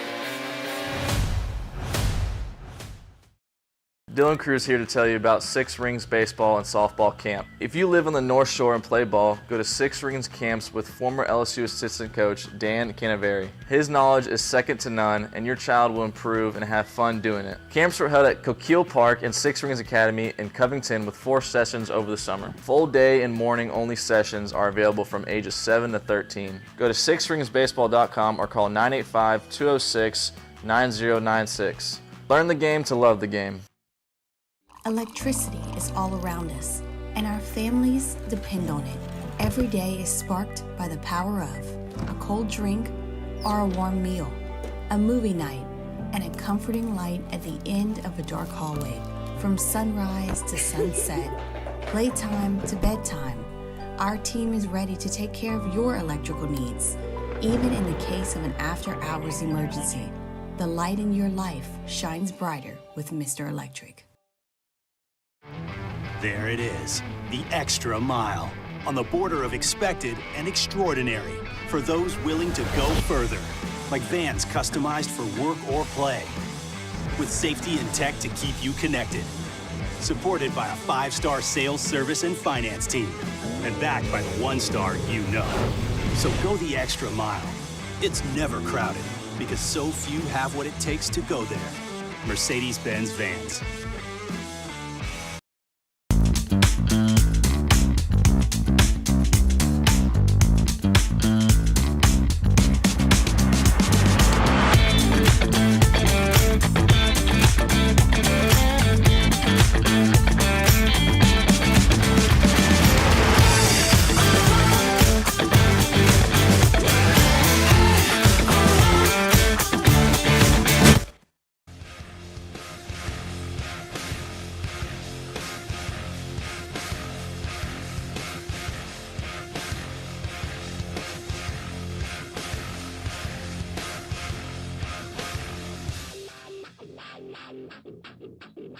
All-Star Toyota presents Off the Bench with Hester and T-Bob. ESPN Baton Rouge, New Orleans, Alexandria, and 1130 The Tiger.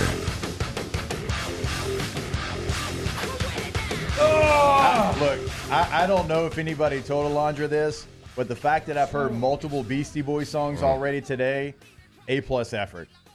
Yesterday, chat was really enjoying the alt rock. What? This isn't Beastie Boys.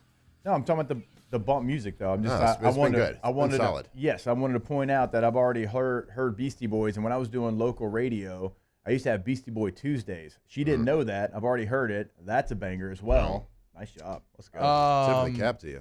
Yeah, a lot of chat seems to be enjoying Alondra's musical taste thus Rage far. Against the Machine, Alondra, right? how Rage right That was there. Rage, yeah. How old are you? 25. Don't ask that. If they're younger. Hey. That's true. If you're younger, yeah, exactly, right? I mean, you don't ask that to certain people. Everything in life, there's time. I was just always told, don't ever ask it. Yeah. You're from Texas. You're weird. I think the only question you really don't ever ask, it's just the risk never is the pregnant question. Yeah. Never, ever, ever, ever, ever, ever let it be brought up. Let somebody else do it. Never, ever ask someone if they are pregnant. Mm-hmm. Are you? No, I'm just kidding. Okay, so 25 years old. How in the world do you have the musical taste that you do? Because all you've played is like 90s and 2000s like alt rock. I don't know. I guess growing up, it's what I listened to. She appreciates the oldies. I hung out with my dad a lot when I was a kid. Okay. I mean, I feel that, right? Yeah. I guess there's a reason why I always listened to like Pink Floyd and Led Zeppelin a lot back in the day. Yeah. 'Cause I used to listen to a lot of the oldies when I was like Motown, all that stuff. That is the same age for us that 90s is to us now. That's true. Like I think oldies station, it's like 60s. Yeah. And it's like, no, bud. Nope. When you were growing up, that's the oldies now. Yep. Rage is Rage their is, Elvis. Yes. Uh-huh. A little disconcerting. Yeah. Mm-hmm. Disconcerting signals all over this place. Y'all were into the Did oldies, you say man. O-Town, like the MTV? No, Motown. Oh, Motown. Motown. But there was a boy band. There was a boy band. I think that was what like are we talking was that the boy band reality show? Yes. Okay, but now we got to play some Motown. That's why I was very go. confused, thinking that you were talking about old, like, the old days. Listen to that O-Town. T-Bob knows this. When I was growing up, it was just straight hip-hop music for me, so. I don't think I believe that at all. I don't know. What kind of country would Taylor have been listening to? All right, hold on. What year were you born? Like Alan 1996. 1996, though. I like So Alan growing up, it would have probably been like Skinny Kenny Yeah. for him. Like, Yeah. Alan Jackson was more my age. It would have been Skinny Kenny for you. I'm trying to think of anybody else like in that time. No, like I listened to Brad Alan Paisley Jackson growing fan. up. Like Yeah, how for old? sure. But Brad Paisley's a good name. So yeah, I Brad guess Paisley's a good one. the two big country singers that were like still like like not a classic, I guess you would say back in the day, was probably Toby Keith and Tim McGraw. They were probably the two that were like big when I was growing up. Yeah. That was like the Chris Gaines era. For Garth. That poor man did all that. That movie didn't even come out. Oh, boy. I don't know what we're talking about. What is so there was supposed to be a movie, and Garth Brooks was in it, and he plays a character, Chris Gaines. And so he does an album as Chris Gaines where he's got like an emo haircut and the whole deal. And the album comes out, but the movie never does. Oh, wow. And so he's got this album as Chris Gaines. I didn't know that part of the story. I just thought it was like a weird. Well, it wasn't country either, right? Like a concept I mean, he sounded project country that he because did. he's Garth Brooks. Yeah, but like it the wasn't style of supposed to music be. He's got right? eyeliner. He looks like Derek Carr. He's got eyeliner on and like with this emo haircut. It's pretty cringe. Where like, can we pull a picture up of Chris Gaines, Taylor? For sure. I know exactly what you're talking about. I think we need and then I also maybe pull up a picture of Chris Angel. Well, actually, let me see Chris Gaines first, and let me see if he's in the Chris Angel family. Maybe, very adjacent. Okay. Different hair, but different hair, but same thought process, in my opinion. I guess it kind of has like a Adam Lambert look to it, doesn't it? Yeah, something like that. Yeah. Matt, have you seen any of this Saints drama? I've scoring the touchdown out of victory formation. Give me. I need one context to it though that I hadn't heard. Is the kid that scored the touchdown? Was it for a bonus? No, but he led the NFL in touchdown and rushing touchdowns last year with the Lions and had none. This year, and they wanted to get him a score. Yeah. And I mean, it seems like that's Garth Brooks. It's Garth Brooks. Yeah, that is very Chris Angel adjacent. Yeah. He sure did keep that little chin thing, didn't Look he? at that soul patch. That's what I'm saying, Yeah, dude. It looks kind of CGI. I almost want to want to lick it, and you have something on. It's just so random. I just think like no, like lick my thumb. Listen, for our radio listeners, he's licking his thumb. He did not mean lick the actual soul patch of Chris Gaines. No, that was confusing. No, wipe it off. It looks like he just has like a smudge okay. on him a little bit there. Very odd. Though maybe it does seem like it is perfectly placed to tickle a bit. So what was your question about the Saints? Oh yeah. You asked the question. No, so that's what are we talking about? Chris Gaines, what? So I think like the players basically said, "Hey, we want to get Jamal a touchdown." Against the coach said no, and then out there in the field, Jameis in the huddle, and everybody's like, "Hey, y'all want to do this? Just want to give him a touchdown?" And they're like, "Yeah, let's do it." So they line up in victory. They score a rushing touchdown. Go ahead, Jake, because you haven't given your take on this show. I haven't. Just real quick before we hear what Matt has to say, and we heard from Calais Campbell, they knew something was coming. Watch the linebackers, the middle linebackers, their feet are buzzing. They know something's coming. The edge rusher does not act like it's just a kneel down. He's coming off the edge. He has his hand out like he's setting the edge. The Falcons knew something was coming. It wasn't like they were completely, and everybody's like, oh, you're going to get somebody hurt out there. You're in victory formation. We can have that argument, and I understand it. But the Falcons knew. They heard something, and Campbell's confirmed that. He knew Jameis changed the play. So, yes, it was out of victory formation, but the Falcons were playing it like a run play. And then, Arthur Smith did you see that? Arthur Smith gets, very mad at Dennis Allen. He's like, F you, that's FMBS, blah, blah, blah. When they go to shake hands, and Allen's like, I know. And then Allen opens up his press conference by apologizing and saying that was not the call, it's on the players. They did it. We're apologizing to the Falcons, saying that's not who we are, blah, blah, blah. So, and I guess the two camps seem to be, one, I think it's completely disrespectful. It's inexcusable. Like my old man, Shannon Sharp, Coach Mulkey yesterday, they think somebody like James should be cut immediately. And even though he's kind of become the figurehead of it. And then the other camp's kind of well, no, this is on Dennis Allen for having a culture where the players would directly and happily defy him. And that's where the ultimate fault lies. So those are which again, both things can be true. It's just which one motivates more kind of emotion in you. I think I agree that both things can be true. For one, this is professional football. It isn't college football. It's not amateur football. Jameis he's probably made more money than you, Dennis Allen. So he's a peer. Yeah. He is a peer.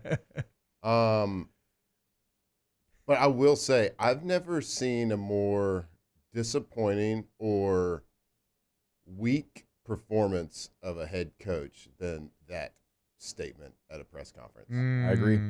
Wholeheartedly agree. As a player, you never throw your team under the bus like that. Even I if don't you care. disagree 1,000%, You just don't say anything. Nope. You don't have to defend it. Just say we're going to handle that internally. Miscommunication. We'll handle that. You never That's all you throw gotta do. anyone. What are you trying to do? Are you trying to apologize to the Falcons fans, your rival? Oh my God. Are you trying to, like, is Arthur your buddy you're having drinks with later and you just want to, like, make it publicly defend him? I feel like to that yeah. point, like, I do think there's a little bit of, like, empathy there, given that kind of both them were on the hot seat going into this game. Like, Allen kind of wasn't, but had they gotten blown out, like, they could have broken him. So, like, I don't know. I don't care. I'm not saying you do. Right. I'm just saying, like, you don't use that more than you use having your teams back. Yeah. Having your teams back is the ultimate day one. Hey, install one. We're in this together. That's goal. We are, no matter what, we are in this together. Yep. Hell or high water, we're in this together, right? That is day one coaching in Little League. Yeah. Right? And if you want to rip their ass in the locker room, by all means do so. Behind closed doors, do it. If you want to find guys quietly, do it. If you want to, that's how you handle that. Not how you, I'd like to apologize to the Atlanta Falcons and Arthur Smith. Miss me with all of that. It's a professional sport. Get the hell out of here with that. So, like, it made me mad. I don't even play for the Saints. and I don't even know if I agree. Like, I saw your tweet, Jacob, or your ex, whatever it's called. I just say tweet, dude. It's like, it's such an awful rebrand. I refuse to ever engage with it. Yeah. We're just sticking with Twitter. All right. So I saw your thing. It's like, tell me you lost respect. I don't even know if he lost respect. Like, it wasn't a disrespectful thing towards Dennis Allen that they changed the play. Like, it's week 18. Both teams are not doing great. Whatever. Like, get the guy a touchdown. Who cares? Like, okay, he changed the play. You shouldn't change it. But, like, they did it. They're grown-ass men. Yeah. They did it. Whatever, you defend them. But the lack of leadership that is shown, I would guarantee you that he has zero respect in the locker room right now. Yeah. Well, before the game, I don't know. Maybe they did respect him. Maybe they were playing hard. Obviously, they were playing to win, so they're still playing. But if they somehow after that press conference made it to the playoffs, the read that I'm getting, they still had a chance, right? I mean, after the game, they still had a chance. I think the Packers and the Seahawks had to lose. Yeah. Well, they needed bud. they would have won the division had Carolina beaten Tampa, but two LSU receivers and DJ Chark and Terrace Marshall had major mistakes to take Panther touchdowns off the board. Yeah, what was Terrace? I saw he lined up incorrectly on like a 30-yard rushing touchdown and got a call back. Shoot. So LSU trolled the Saints out of the playoffs. But no, I mean, it's interesting, man, because he was so.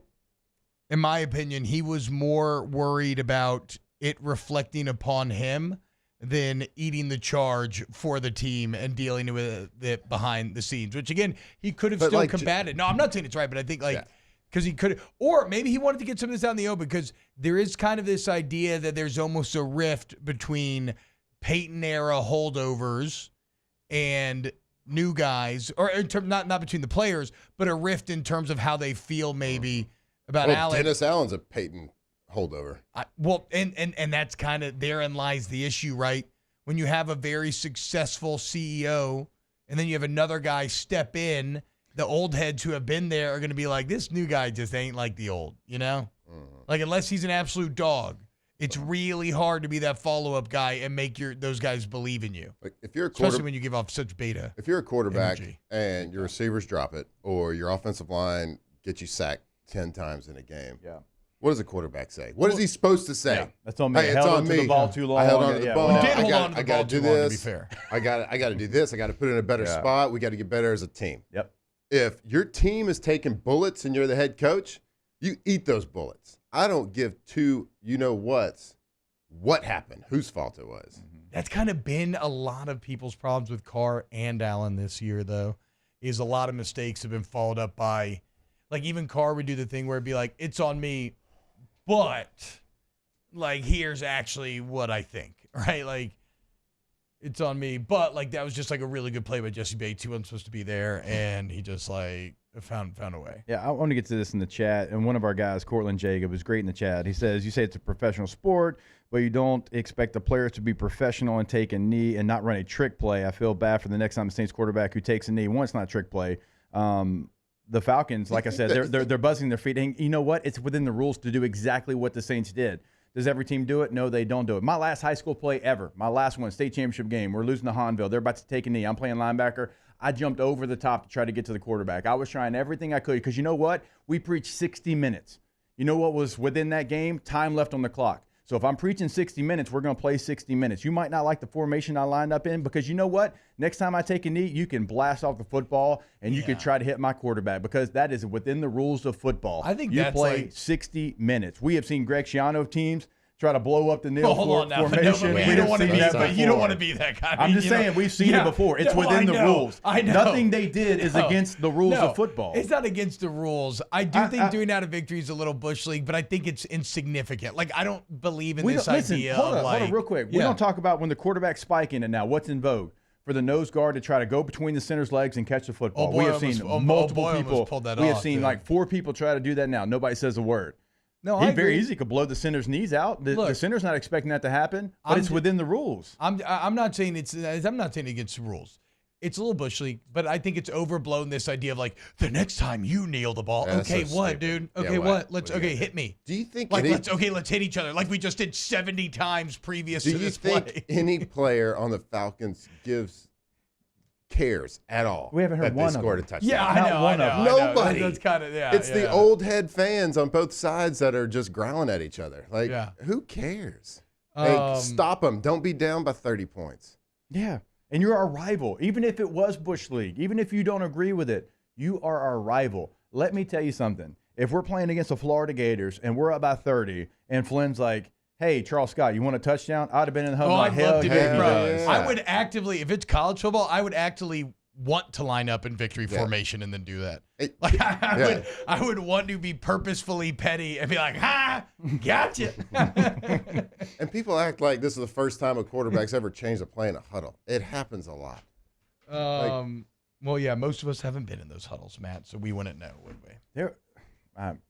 Statute of limitations. What do you think an audible is? Okay, I'll give you. Let me give you a story. Football guy. Let me give you a story. I've given this story before, sure? but I feel sure you want to do it on the other side? Yeah, I'm gonna do it right now. Okay, it's okay. I'm sorry. I apologize for a clock. That's on me, not T-Bob. Okay, cool. All right, we're playing against the Denver Broncos. 2008. We were 4-8. They were 8-4. Right? They lose 3 games in a row. We win 3 games in a row. We play them last game of the regular season. Whoever wins goes to the postseason. They win the AFC West, and we're beating the hell out of them. Yeah. There was no way that Phillip Rivers was losing to Jay Cutler in that situation. Bad body language, Jay. Okay? And so we're up. We're on the 4-yard line, probably a minute and something left. Right? We're winning so bad, I'm playing running back. All right? That's where we're at in this game, okay? And we're in the huddle. And let me tell you what a rivalry means in the NFL. Now, we're running a play. We wasn't taking a knee. We're on the 4-yard line. And Phillip says, all right, calls a play, says, Hess, if you get in, I want you to spike that son of a gun as hard as you can spike it. Right? He wanted to, when we run the play, rushing touchdown, we score, and I spike it as hard as I can. He wanted to let everybody know exactly what we just did against our biggest rival.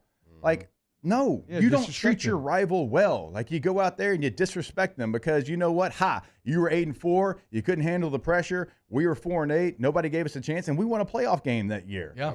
If there's, it's okay. If there's 4 minutes left, how many times in rivalries, your team's up by 2 or 3 scores, they run a double reverse pass on like second down with like 4 minutes left in the game because they just want another touchdown. If Tyrann Mathieu scores on that interception return, that's just so funny. Nobody says a word. He couldn't tell if he wanted to score or not. He was like, I want to score, but like, he just looked tired. Maybe I should get down. He's like, you're gonna have to tackle me. If you tackle me, then I won't score. He did get. Did you ever worry that you were gonna get like hit in the nuts when you spiked it? Like somebody's gonna come just take me out? No, like the ball would just bounce straight back into your nuts. Oh my God! Hey, you want to hear the? I think it's like very realistic. Real quick, the end of that story, the ball actually bounced into the stands. I believe that was this time. Bounced into the stands, and you get fined for it though. Spike into the stands. If it goes into the stands, if it bounces, I don't know if you throw it. No, so they consider that a throw. You can hand it, but if you throw it, which I got fined for that too, and Katie was not happy about that bad boy. And if you spike it and it goes in, they consider that a throw, although I peeled it and they took care of me. But yeah. You throw it, that's a quick 20 right there. Oh, well, gosh. look at this. Didn't know it till it happened. Yeah, I know. This win tied the all-time series of Falcons 55-55. There we That's go. awesome. All right, let's go. We've been very long. Let's Sorry go about that. When we get back. Off the bench with Hester and T-Bob. Coleman Roofing and Construction, man. You talk about culture. We talk about Coleman. The most reliable and complete and respected roofing company in Louisiana. They service all of Louisiana. They service the entire Gulf South region. Integrity, quality, innovation. These are things that Coleman stands by. And as I continue to tell you, it's residential, it's commercial, it's anything. It's whatever type of roof you need. New Orleans slate, terracotta, shingles, whatever. They have certified installers for all the major brands. And they're the most complete roofing and construction company in Louisiana, Jake, given that it's not just the roof. Like I said, I keep going back to this example. Tree falls on your house, they rebuild the entire interior as well. Go check them out today. Coleman Roofing and Construction. And that truly is the difference, T-Bob. They truly are your one-stop shop, and they're going to do it with incredible reviews. 5-star reviews across the board, because that's just who they are. You're going to get the job done. It is a one-stop shop throughout the state of Louisiana, from top to bottom and everywhere in between. ColemanRoof.com. Our listeners fire off their opinions on the jimsfirearms.net hotline at 499-1045. Keep listening for your next chance to shoot us your thoughts with the jimsfirearms.net hotline on 1045 ESPN Baton Rouge. Follow us on Twitter at 1045ESPN to cast your vote in the Citizens Bank and Trust Poll of the Day. Vote daily inside Off the Bench, live at lunch on Palmer. And after further review, Citizens Bank and Trust brings you the Poll of the Day via Twitter at 1045ESPN. Yo, Jake here from my friends over at Community Steel Company located in Gonzales, Louisiana. The local place you can turn to for all of your metal building needs. Notice I said local, not Houston, not Dallas, not Atlanta, but right here in Gonzales. Visit them at their brand new state-of-the-art website at communitysteelco.com or pick up the phone and give them a call today to answer all of your questions on your metal buildings, roofing and sheet metal, and any other steel needs you or your business need at 225-647-2020. Gulf Coast Bank and Trust is giving our customers the power to bank anywhere, anytime during this challenging event. And we're right there with you. Our mobile banking app is a smart way to manage your money and time. Gulf Coast Bank and Trust, the bank that cares about you.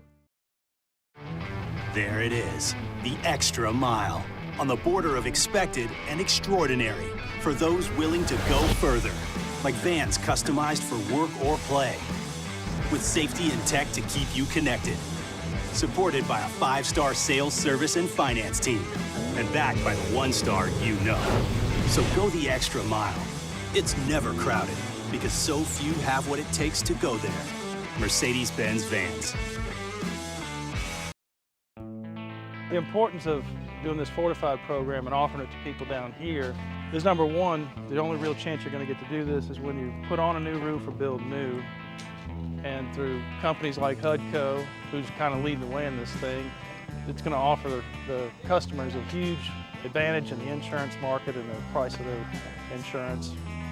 You know, we're not looking to make a fortune off fortifying. We're trying to give you a better product than our competitor at the moment. I'm trying to do something that he can. I'm trying to give you something better. So a lot of these insurance shops, you're getting a re-roof, you're only paying your deductible. Let's sit down and talk about the Fortified, and let's see what it does to your insurance premium. You're getting a steal. Yeah. You're getting a brand new roof and a Fortified certificate for your deductible, essentially. And I think we're rocking and rolling.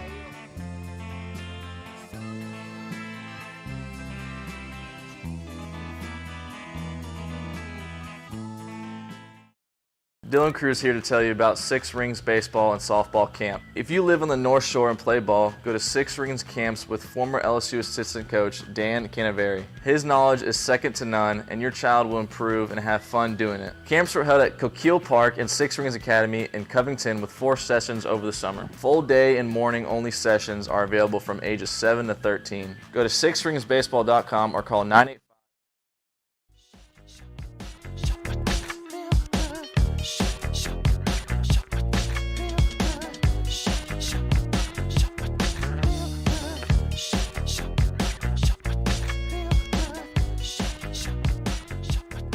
All-Star Toyota presents Off the Bench with Hester and T-Bob. ESPN Baton Rouge, New Orleans, Alexandria, and 1130 The Tiger.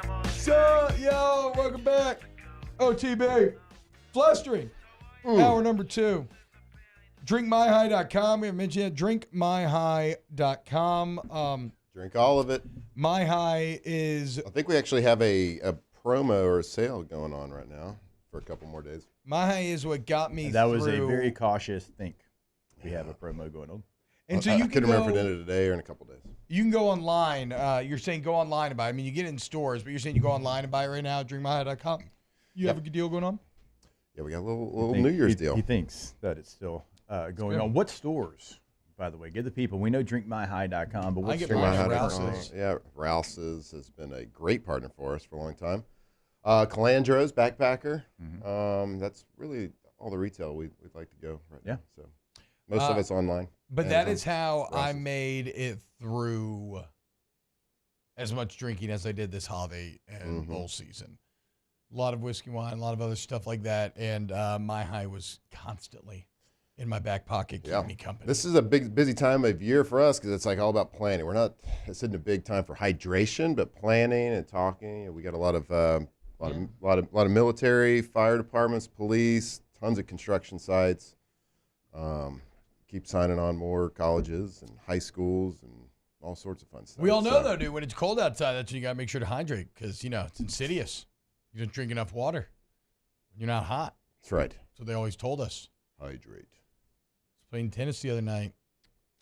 Feeling a little parched afterwards. Didn't You got drink no enough excuse, water. bud. I know. I know. Mix, drink, soar.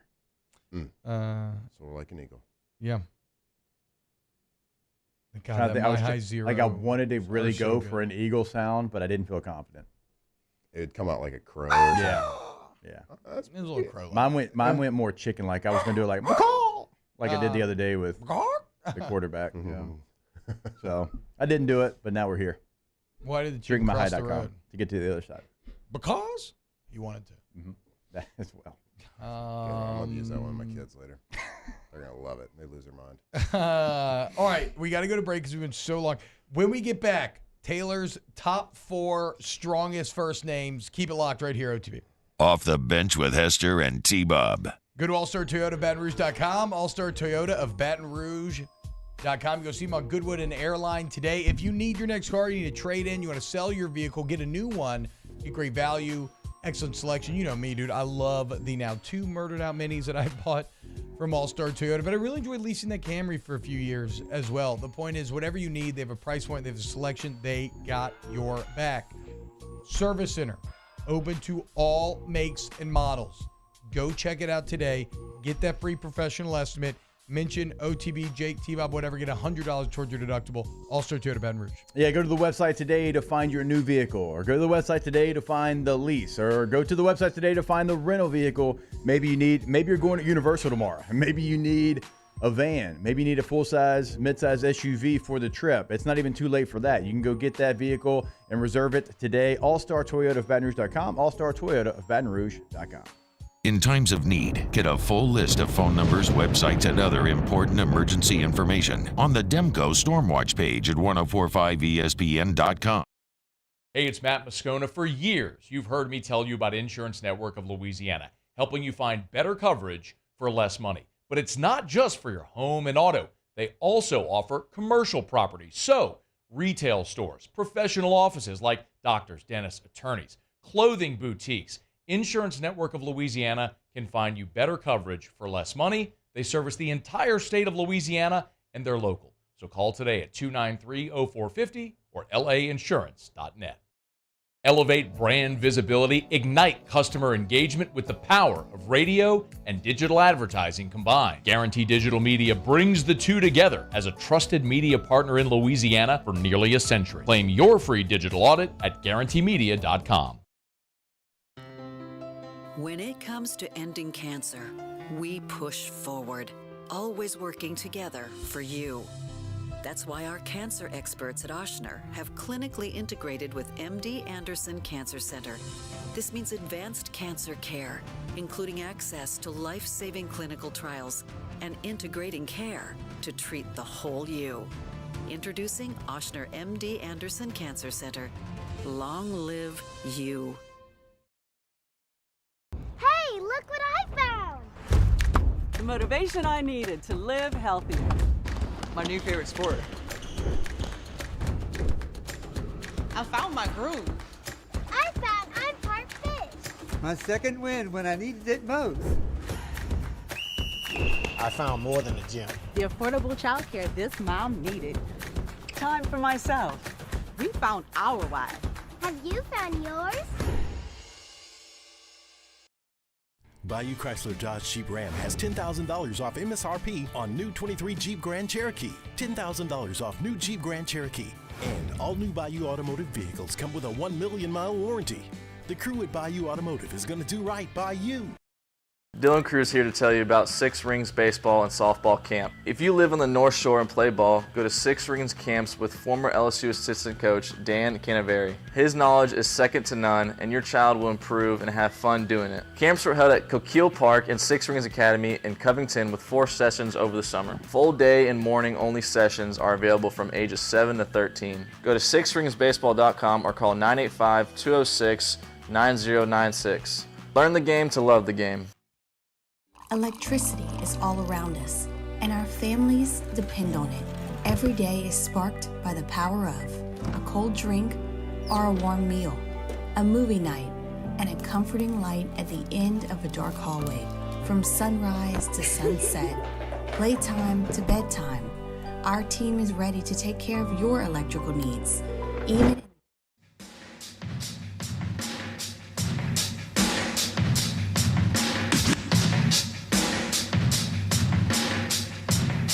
All-Star Toyota presents Off the Bench with Hester and T-Bob. ESPN Baton Rouge, New Orleans, Alexandria, and 1130 The Tiger. All right, welcome back to OTB. It is time for this flustering to continue with Taylor's top 4 strongest first names. Yesterday we did the weakest, and what was it? Arthur.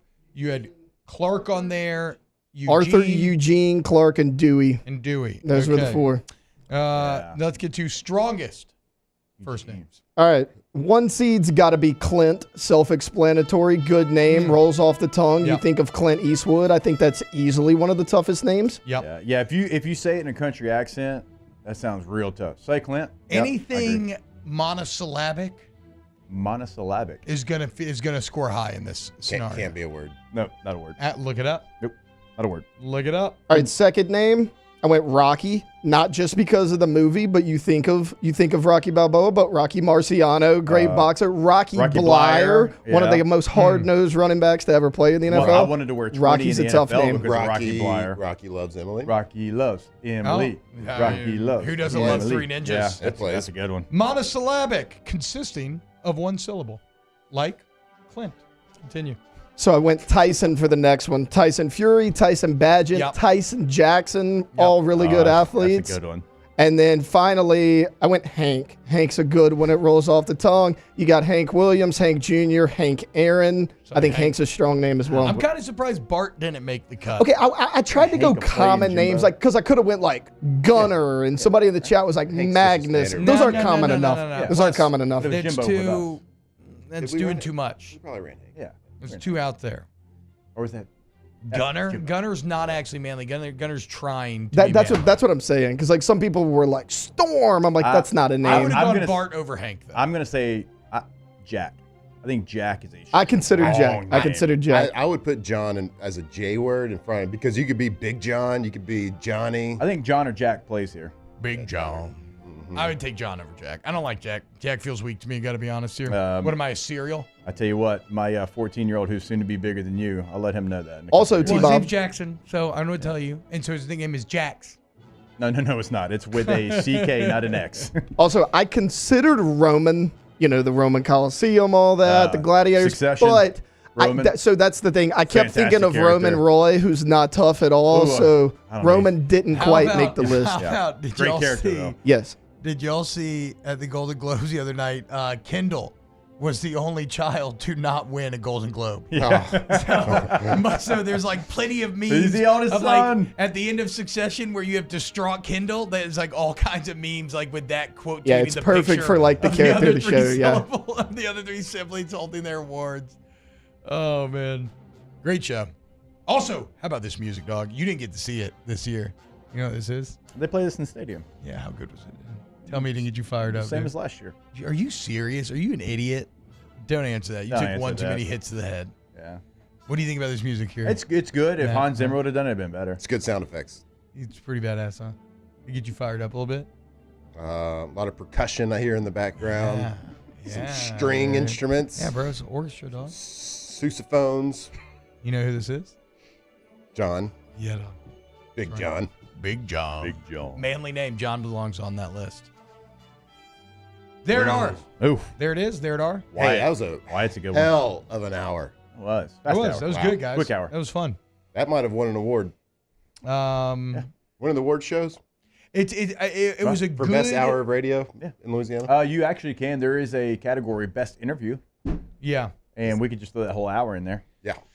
Well, smart. If we keep this up, guys, this is how we're going to beat Murphy, Sam, and Jody finally. Yep. Mm-hmm. Probably not. Yeah. No, we are. Hold on to your pants, boys. The ratings are coming in. Yeah. Mm-hmm. Yeah. We're going to need some. We still need more relatable life content. I don't know. I feel but like with our strong names list, I feel like we're not on the wrong path there. Yeah, we're heading down the right direction. Oh, I think Dennis Allen's going to hear about this seg too. I hope he does. Yeah. I'd love his rebuttal. So that's how it all started, actually, That's Matt. my coach, man. We were complaining because I said, how could you apologize to a guy with the lame name of Arthur? And then that's how this whole thing actually started. Also, every time I hear the Arthur, I think of like the the fist. shaking fist meme. Mhm. Also, Dennis. Yeah. Pretty weak, dude. That was too easy of one, though. I know, but I'm just saying. I'm I would not saying say- it's top 4, but it might I be would top say 10. Allen as well. Yeah. Allen's are the best, but last name, I know there's exceptions to every rule, but like they do have Larry Allen, dude, that was like Tim the Allen. strongest man that Tim ever Allen, existed. yeah, that's true. Tim Allen Mhm. running coke. That's true. I take it back. I My walk that son back. talks like Tim Allen. He just does like, that's all he ever says. Still learning. Alan Jackson. Little baby Dumbass body. can't even stand yet. Little baby body. All right, hour 3 of OTB. Thank you, man. DrinkMyHigh.com. Off the bench with Hester and T-Bob. Gulf Coast Bank and Trust is giving our customers the power to bank anywhere, anytime during this challenging event. And we're right there with you. Our mobile banking app is a smart way to manage your money and time. Gulf Coast Bank and Trust, the bank that cares about you. There it is, the extra mile, on the border of expected and extraordinary, for those willing to go further, like vans customized for work or play, with safety and tech to keep you connected, supported by a 5-star sales, service, and finance team, and backed by the 1-star you know. So go the extra mile. It's never crowded, because so few have what it takes to go there. Mercedes-Benz Vans. It was a humid day. Barefoot children play, looking for that summer shade. Time just slips away. Oh, Louisiana, some kind of hold on me. Like cypress stumps, your roots are planted deep inside of me. I've been doing business with Luba for 25 years. They're dependable, trustworthy. It's just the attention to detail with our clients. Our folks have years and years of experience.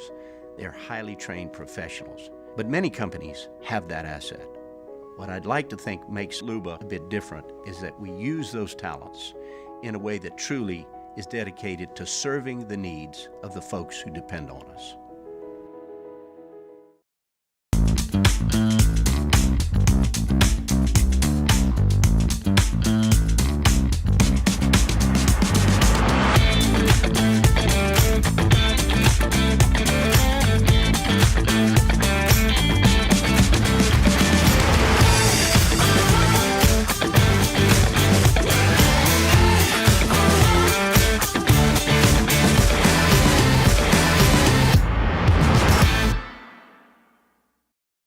Dylan Cruz here to tell you about Six Rings Baseball and Softball Camp. If you live on the North Shore and play ball, go to Six Rings Camps with former LSU assistant coach Dan Canaveri. His knowledge is second to none, and your child will improve and have fun doing it. Camps were held at Coquille Park and Six Rings Academy in Covington with 4 sessions over the summer. Full day and morning only sessions are available from ages 7 to 13. Go to sixringsbaseball.com or call 985-206-9096.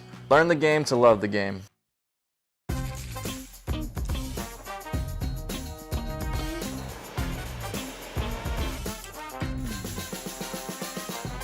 The best kept secret in town is out. Discover Tallulah at the Renaissance Hotel on Bluebonnet.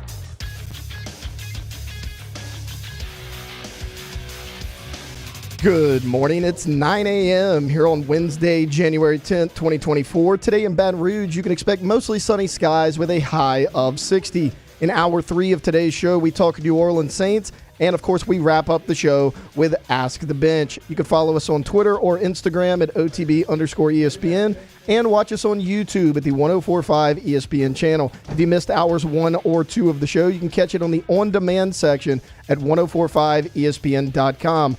Hour number 3 of Off the Bench, live from the Mercedes-Benz of Baton Rouge studio, starts now. All-Star Toyota presents Off the Bench with Jacob Hester and T-Bob Hebert. Yeah. Off the Bench with Hester and T-Bob. Hey, P, they said I got to come off the bench. All-Star Toyota presents Off the Bench with Hester and T-Bob. Yo, yo, yo.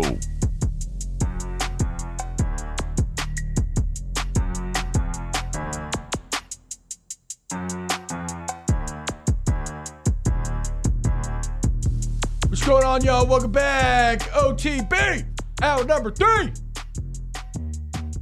A lot that I want to get to this hour. We haven't talked any NFL playoffs yet. Kind of starting to bandy some things about in my head.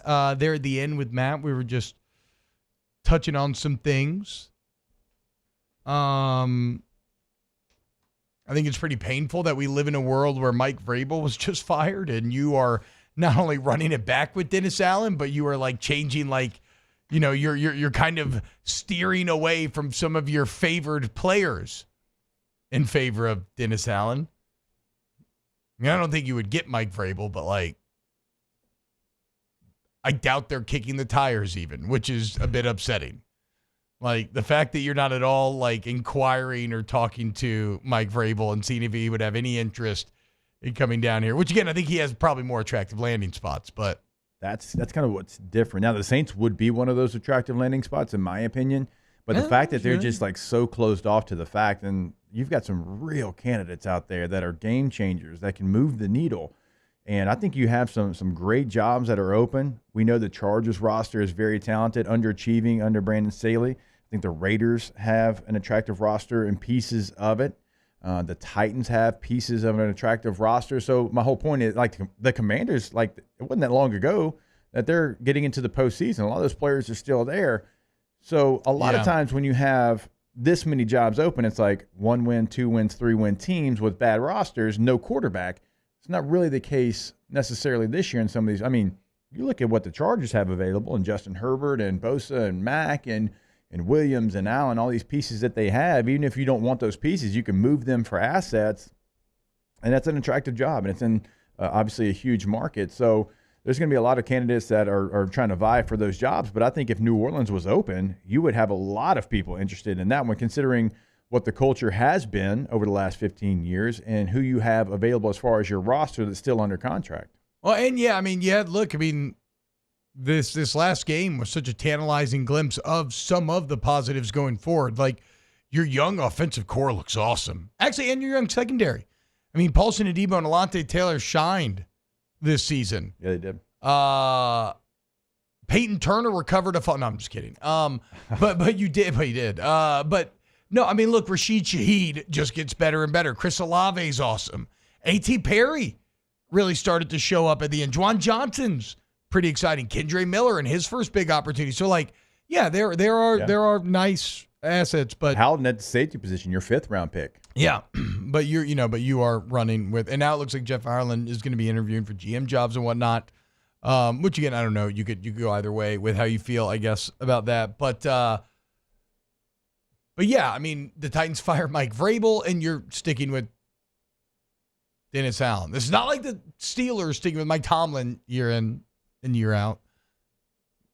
This is Dennis Allen. Now, I do want to explain something that we just talked about this last hour, but instead of talking to my old man last night for a while, and that is the kind of disconnect currently between the canon and much of the Who Dat Nation, because they are at odds right now.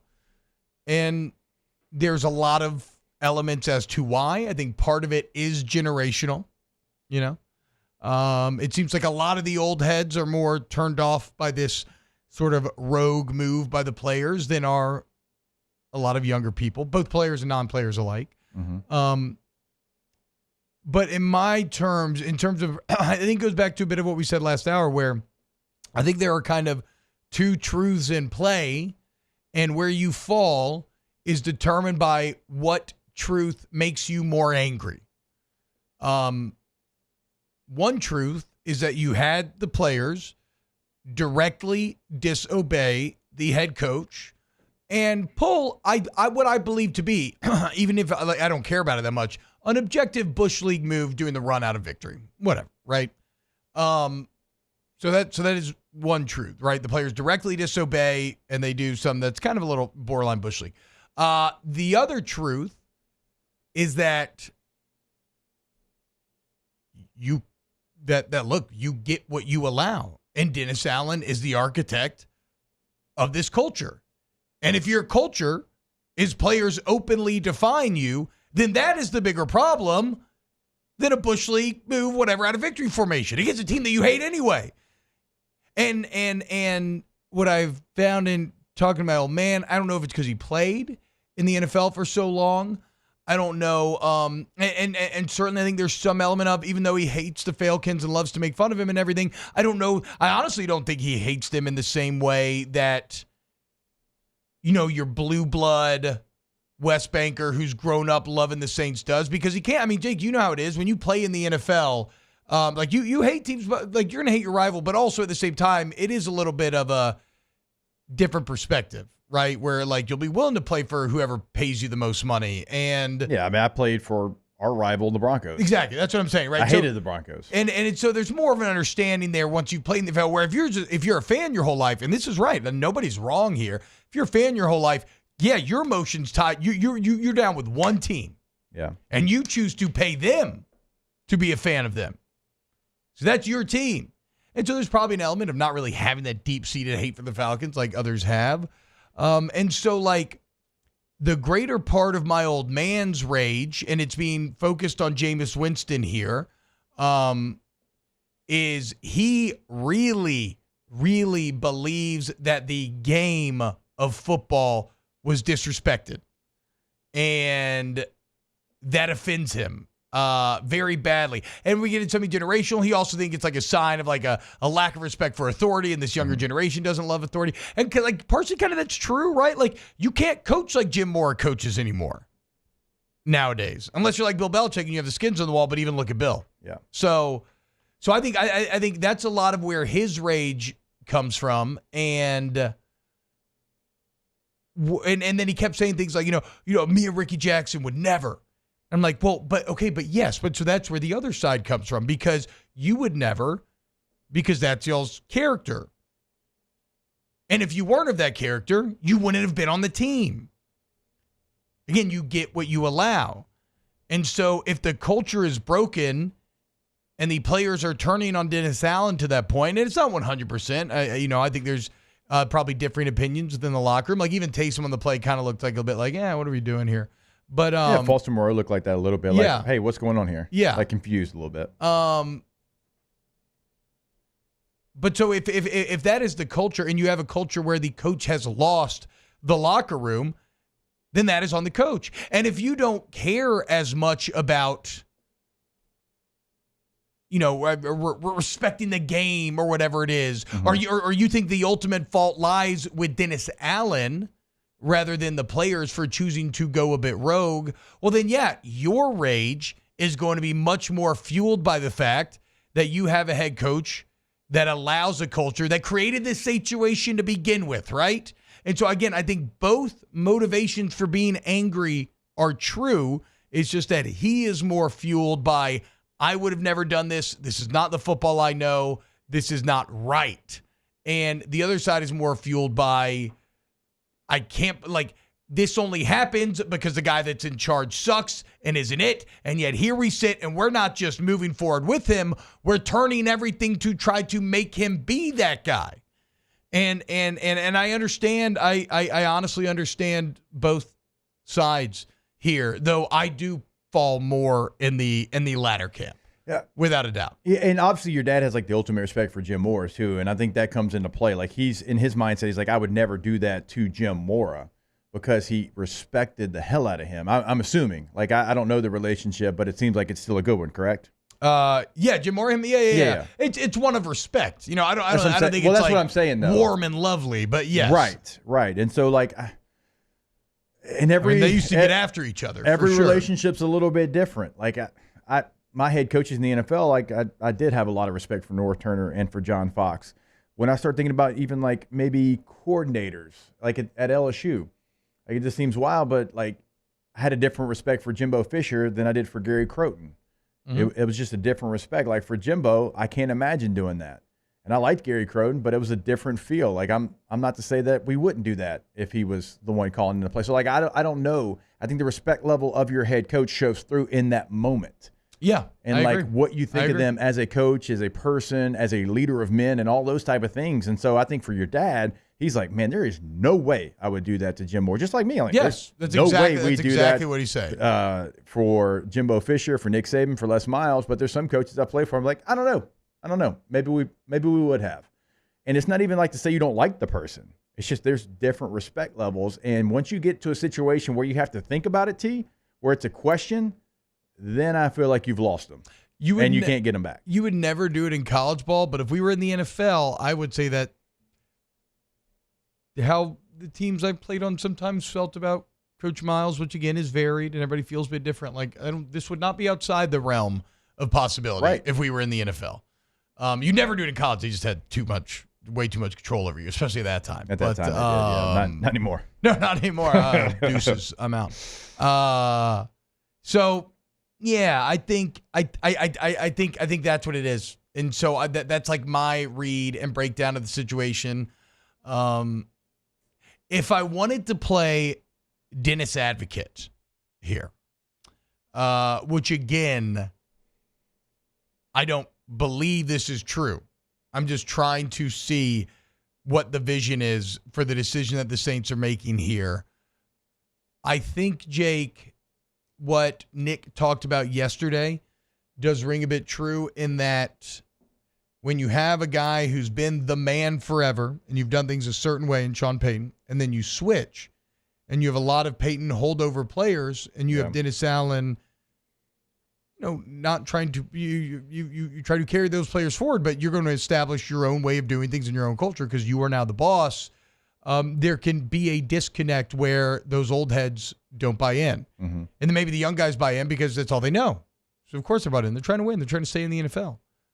Where the old heads maybe a little more comfortable. They got opportunity. They got other options. And so it sort of creates a situation where I could see there be friction coming in. And if you're leadership and you believe in Dennis Allen, which clearly they do, then you say, well, as painful as it is, these old heads are causing a rift.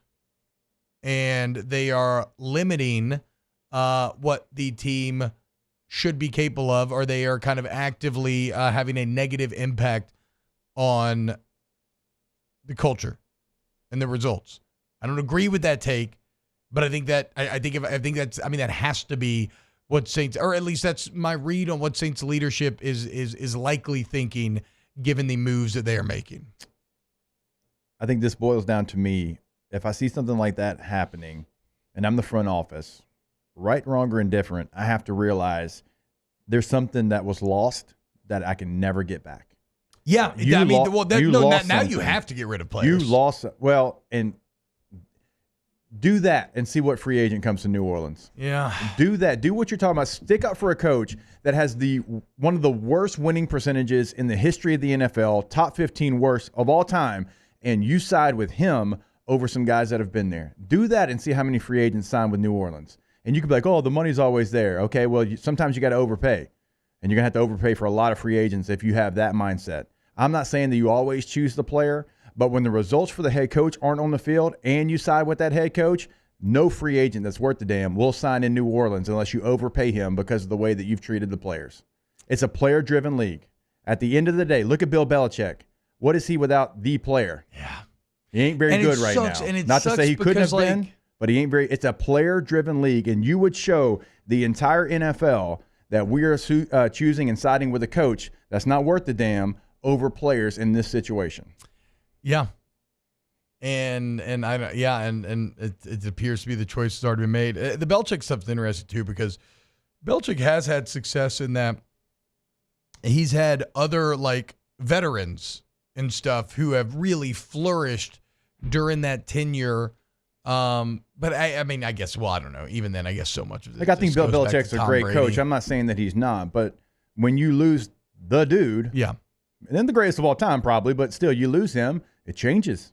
Because it's a player-driven league. You can't win in the NFL without good players. In college, scheme can win you a lot of games. I was interested. It is interesting to see that you and Matt both had the exact same reaction to Dennis Allen's post-game press conference, too. Not supporting the players, that was just unfathomable and anathema. We had a game. We played against the St. Louis Rams, and our body language was piss poor. It was awful. I don't know why it was. We were going on the road. We were a good team, in St. Louis, and we play. Rams are they're stuck in that 7-9 slog every year. They really were. Feels a little gray. We had poor body language, and it was something we could feel it, and we're like, gosh, we got to get going. We never did. And the first question that Norv got after the game was about it. You guys just didn't look in it, and he knew, and he took all the responsibility. He said, I'm the head coach. I've got to get them ready to play. That falls on nobody but me. All those things. You know what he did once he got into the locker room and filmed? He ripped our ass. Yeah. Because it wasn't on him. It was on us. He had done the things to get us ready. For whatever reason, we weren't ready to play in that game. Mm-hmm. But what did he do? He shouldered all the blame. It's all my fault. Nobody else. Look no farther than me. I'm the head coach. It's my responsibility. I did not get it done. And then he handled it the way he should in the locker room. I remember watching film. We didn't even worry about the plays. We were going after the play. Hey, you didn't help your teammate up here. Hey, you didn't get excited. Your teammate just got a first down. Hey, you missed this block. You didn't go help the quarterback up when he got hit after this. That was the conversation.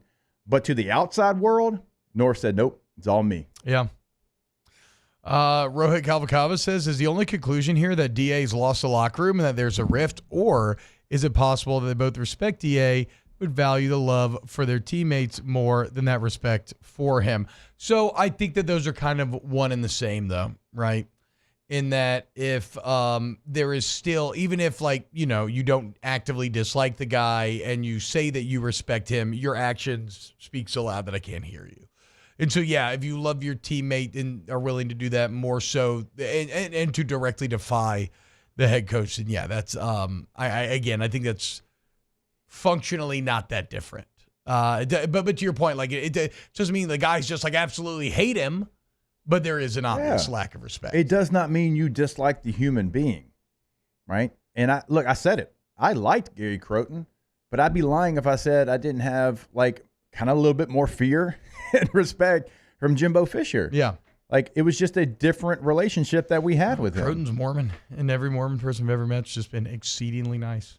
He's a very nice human. So nice. Won a natty with him. So nice. So nice. But it's just different relationship. Give me another bubble screen.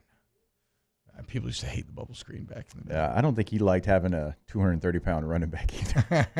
What he was used to. And all of us, me, Keelan, Charles, all 230 pounds. All right, when we get back, more OTB. Keep it locked. Off the Bench with Hester and T-Bob. ESPN Baton Rouge, New Orleans, Alexandria, and 1130 The Tiger. Community Steel Company. CommunitySteelCo.com is the website.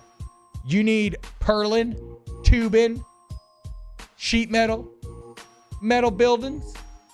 You want Community Steel to make it all right there on site. You go see them in Gonzales. Meet the live and local sales team that will help bring you and your business to the next level with the best deals. Because they buy direct from the wholesaler. They make it right there on site, and they cut out the middleman. You get the best prices. I can't talk to you enough about how much fun it is over there. In my brief visits, these people cut up. But they're serious about their business. So go check out the product today, work with them, and then, you'll be like, okay, I'm glad. Okay, I get it now. Community Steel. They're also serious about being local. And it's the first thing that you see on their webpage is Gonzales, Louisiana. They don't have to call and ask for permission elsewhere. They get it done, and they'll get it done today for you, any of your steel needs. CommunitySteelCo.com. Our listeners fire off their opinions on the JimsFirearms.net hotline at 499-1045. Keep listening for your next chance to shoot us your thoughts with the JimsFirearms.net hotline on 1045 ESPN Baton Rouge.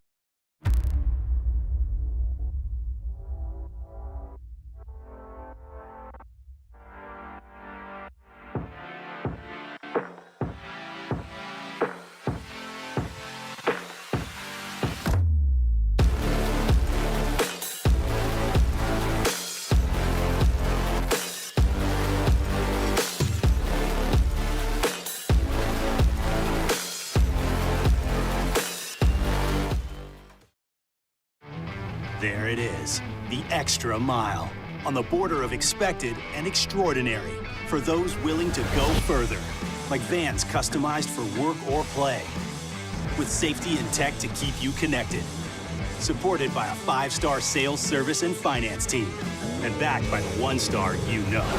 So go the extra mile. It's never crowded, because so few have what it takes to go there. Mercedes-Benz Vans. Yo, Jake here from my friends over at Community Steel Company located in Gonzales, Louisiana. The local place you can turn to for all of your metal building needs.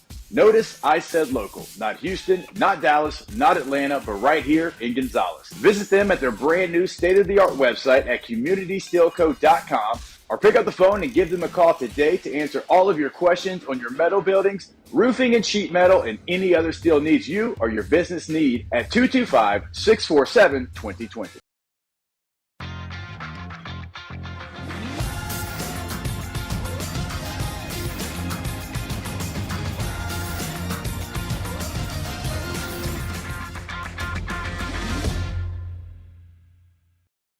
Electricity is all around us, and our families depend on it.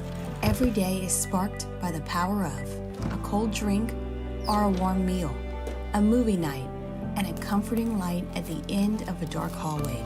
From sunrise to sunset, playtime to bedtime, our team is ready to take care of your electrical needs. Even in the case of an after-hours emergency, the light in your life shines brighter with Mr. Electric. I've been doing business with Luba for 25 years. They're dependable, trustworthy. It's just the attention to detail with our clients. Our folks have years and years of experience. They're highly trained professionals, but many companies have that asset.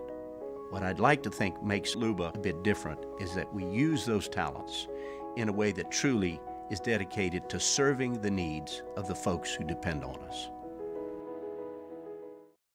Dylan Cruz here to tell you about Six Rings Baseball and Softball Camp. If you live on the North Shore and play ball, go to Six Rings Camps with former LSU assistant coach Dan Canaveri. His knowledge.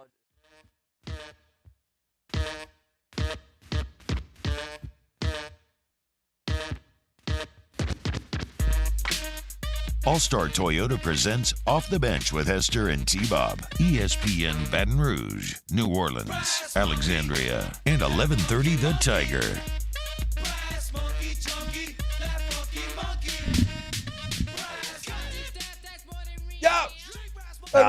This brings me back to I forget what year it was, but just hearing this on K94.5, The Big Dog in Shreveport, which is part of the radio family that we're on up in the Port City. 11:30 a.m. The Tiger. Great memories, great song. Had this on cassette. I'll tell you what that is later. Alondra and Taylor. Wow. Cassette. Yeah, Damn. cassette.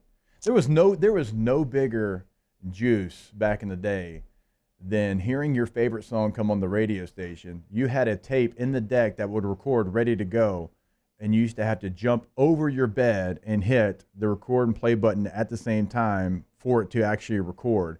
You never, and I do mean never, I'm speaking in absolutes again, got the first portion of the song. No. You missed about 7 seconds in, but you know what? You had your own mixed cassette tape because you used to have to push 2 buttons to record, and you got, 75% of the song, but that's all you had. That's like when you used to try to record for the ringtone, like when you had the cell phone. Yeah. And you get the song, you'd be like, oh, I want that to be my ringtone. I forgot about that. Yeah, God, ringtone used to be the first phone that had available ringtones. Yeah. That was a big deal. Shoot, Or I like remember the when ringback. Oh, yeah. Like when you'd call somebody and a song would play. Oh, my God. We should bring those back. I forgot about those. I should call my dad right now. We should if bring he still those has back. that. I want to call. My old man had ringback for 10 years. Led Zeppelin? No, like some classical, just the generic, didn't actually, rings. Didn't actually choose a song. It's called his dad. Just hung up. Didn't actually choose a song. He just signed up for ringback, and then the generic classical that was just slotted in just became what you would hear for like a decade when calling him. Do y'all remember when the first iPhone came out and they came out with the bump app where it's like if you had a ringtone, you could put your phone together and bump it to the other person? I don't That was remember that. huge for my age because when the first iPhone came out, I was at about I was a senior in college. First okay, iPhone. I was in that would make sense. I was in 6th grade. Judgmental. So, ringtones were big among middle school, and you had the bump app. Yeah. You could bump it from iPhone to iPhone. That was life-changing. T-Bob had a bump app, but it was different bumping. Not bumping and grinding. Yeah, I remember. go. I remember Flynn. Let's go. Flynn had a belt clip, and I've told this story so many times, and it was such a D-bag move by Flynn. He had the belt clip with the iPhone in 07, so everybody could see that he was the first one to have an iPhone on the team. Yeah. I mean, hey. He had the OtterBox belt clip. Yeah. Don't deny it. I've got pictures. That's Got proof. My thing was burning CDs. I would sit there and burn CDs. LimeWire, Napster, what'd you use? Forever. She can't be old enough for Napster. Napster. She can't be old enough for Napster. Even are you sure it was Yeah, I not know LimeWire. Okay, you remember Yeah. LimeWire? LimeWire had some staying power. What's the other Been around one? for a while. Rhapsody. That's after us. That's after us. T-Bob's going to We were make fun of me Napster, for this. Kazaa were our two main ones, and LimeWire. LimeWire, yeah. T-Bob's going to make fun of me for this because, well, first off, he does for everything regardless. But sensitivity. Show your this little one, slithering ass. this one in particular, I hear you hissing over there. Keep my that tongue in your truck, mouth. my current truck that I drive, it has a cassette tape in it. That's also how my auxiliary cord works. So the cassette goes in, the other end connects to my you phone. Still have one of those? Yes, I've not seen that connection and in a long you're gonna love time. this. On my sun visor, I have about 7 or 8 CDs No, that I you currently don't. listen to. Oh, yes, my I do. God, I was dude. Yes, I do. gifted a cassette tape this Christmas. For what? Really? Okay, so How are you like gonna play it? like a retro kind of feel thing, okay, you know? so my grandparents own a couple of bars in Texas, Yeah. and there's this guy. He's a regular there, and we talk every time I'm in town. Oh, nice. And he's this little old man, right? He's Yeah. in his 70s, and my mom told him one time that I like Selena, the artist from Texas, she's Mexican. Selena Dion? No, Selena. I was like, do you not know who Selena No, I Selena actually don't Gomez. know. Yeah, You don't it's remember Gomez. Jennifer It's Lopez? not Gomez, It's but not she Gomez. played J-Lo in a J-Lo played her. Yeah, in a J-Lo, movie. Jennifer Lopez played her in the movie. I mean, tragic story. Yeah. Young up-and-coming star, and her biggest fan, the president of her fan club, actually is the one that Killed her? Who killed her, yeah. No, I've never heard of Selena. Yeah. So he gifted me. My mom told him that I like Selena, so he gifted me a Selena cassette. Oh, that's like still in the plastic. Very area. kind. cool. Yeah. So do you surely don't have anything to play it on? I don't think I do. Have you looked at prices of stuff that could play cassettes? I'm just curious to know But what I it have would to be nowadays. imagine We can go to Guardians of the lunch Galaxy- together, and we can take my truck. I have the Yeah. cassette tape. That's true. That's how we can Listen do to it. one A song. Walkman cassette on Amazon is $19.99. Yeah. Oh, okay. Like- Well, I didn't know if it was going to be like, I mean, you try to buy a Just Guitar retro. Hero guitar now, and that's Yeah. like Yeah. $200, and those things used to be, you couldn't give them away. I'm I mean, you literally surprised. It came with the game. I remember Yeah. the Yeah, first I two did. I got. You bought the game, and like Yes. you would get it with it. Oh, no, absolutely. I mean, no, there were times where Goodwill was just overflowing With plastic instruments. Like you'd Entire walk in the landfills door, and were like built. as a party favor, they would give you the Guitar Hero yes, guitar. exactly. Like, Yeah. I gotta do something with this. I used to love Guitar Hero. Yeah, I mean, yeah. Like, absolutely. mess It's made up. it like that's actually made like a comeback on Fortnite. Yeah, portion because of it. Fortnite bought Harmonix, Yeah. who created Guitar or in Rock Band. Did they do both? I could think be wrong. And then and Fortnite's trying to become like they have the Lego thing as well. Like Yeah. Fortnite wants to be like Roblox. They want to be Yeah. all the games in one. They just want you in their ecosystem Yeah. hanging out. I'm surprised though with Guardians of the Galaxy that cassette players didn't maybe become more of a thing because obviously they're heavy They had in those some- three movies. I mean, I feel like there's been. I know they have like a digital Samsung Walkman that they've kind of aesthetically made to look With the like old a foam cassette tape. headphones? Yeah. There's a lot of that after Guardians, I would say. Jake, Taylor, what CDs? I have two Jason Aldean CDs, an Alan Jackson CD, a Linkin Park CD. They were big when I was in high school. That was like my workout playlist in high Linkin school Park. with some Linkin Park. And then John Party, he's a newer country singer. My wife got me that. But love John yeah, I got a little bit of everything. John Party Party song. on the dance What's the floor. one with about the Head over boots. There you go, head over boots. Yep. Yeah. Yep, Well, yep. I have- got. Oh, go ahead. No. I was just gonna tell Taylor. I got a CD for you. CD's nuts. I mean, it was sitting there on a platter, Yeah, and I'm like, Solandra? T-Bob, No, what were you saying? he's going to answer this question. I was trying to let him get through it, so I really wanted to Yeah. let it marinate Yeah, that was good. for a bit before I handed my I gotta nuts to say, him. it was original. I didn't see it coming. Dude, I smoked my wife with Imagine Dragons yesterday. Yeah, I've heard I that. was like, you That's listen a to good Imagine one. Dragons? She was like, what? Imagine Dragons? Yeah. Yeah. Imagine. What were you saying, Alondra? I was just gonna say that I had a few CDs that I still listen to. In CDs? my car. I'm just kidding. I don't think I have anymore. I have the Alice in Chains Unplugged that I listen to like all the time. I don't even have a CD player. In your car? It's funny. I don't either. I have a vinyl record player that I listen to a lot of my music on because I love the imperfections, and I don't even have a CD player. All my Your cars have car? been purchased 2018 onward. They so don't just make got no. Oh no, they don't put them in cars No, anymore. they Oh don't my put them in cars God. more at all. What am I gonna do with My my Highlander CDs? doesn't have it either. Shout out All Star. Hey, it's January, and I want to remind you during the month of January, Ag Tip Baton Rouge has a couple of incredible deals going on. Okay, all your AC, heat, and electrical needs. Right now, little BOGO, buy one, get one free. You have to buy a new AC unit. That sucks, but you might as well bite the bullet and do it now because you get a heater for free along with it, thanks to Aggietip. And then obviously you're taking advantage of the incredible customer service, the unparalleled customer service, really. I mean, service to the highest degree is not just lip service. They walk their walk. And then again, whole home generators. Thankfully, these recent spate of storms wasn't bad, right? But you want to be prepared right now, $2,000 off whole home generators when you buy from Aggietip this January. So act now. They have the maintenance plans to make sure it's good to go whenever the storms hit. AggietipBR.com. Take control of your comfort zone. AggietipBR.com. Yeah, it's crazy. You can't. There's CD players don't exist in cars anymore. I have no way. I mean, I have no way of even even my PlayStation 5 is the digital edition. Yeah, like my there's boy's not a Xbox disc is drive. too. Yeah. Yeah, like there's that. I have if you hand and it bums me out a little bit because my boy John did give me Inya's Watermarks.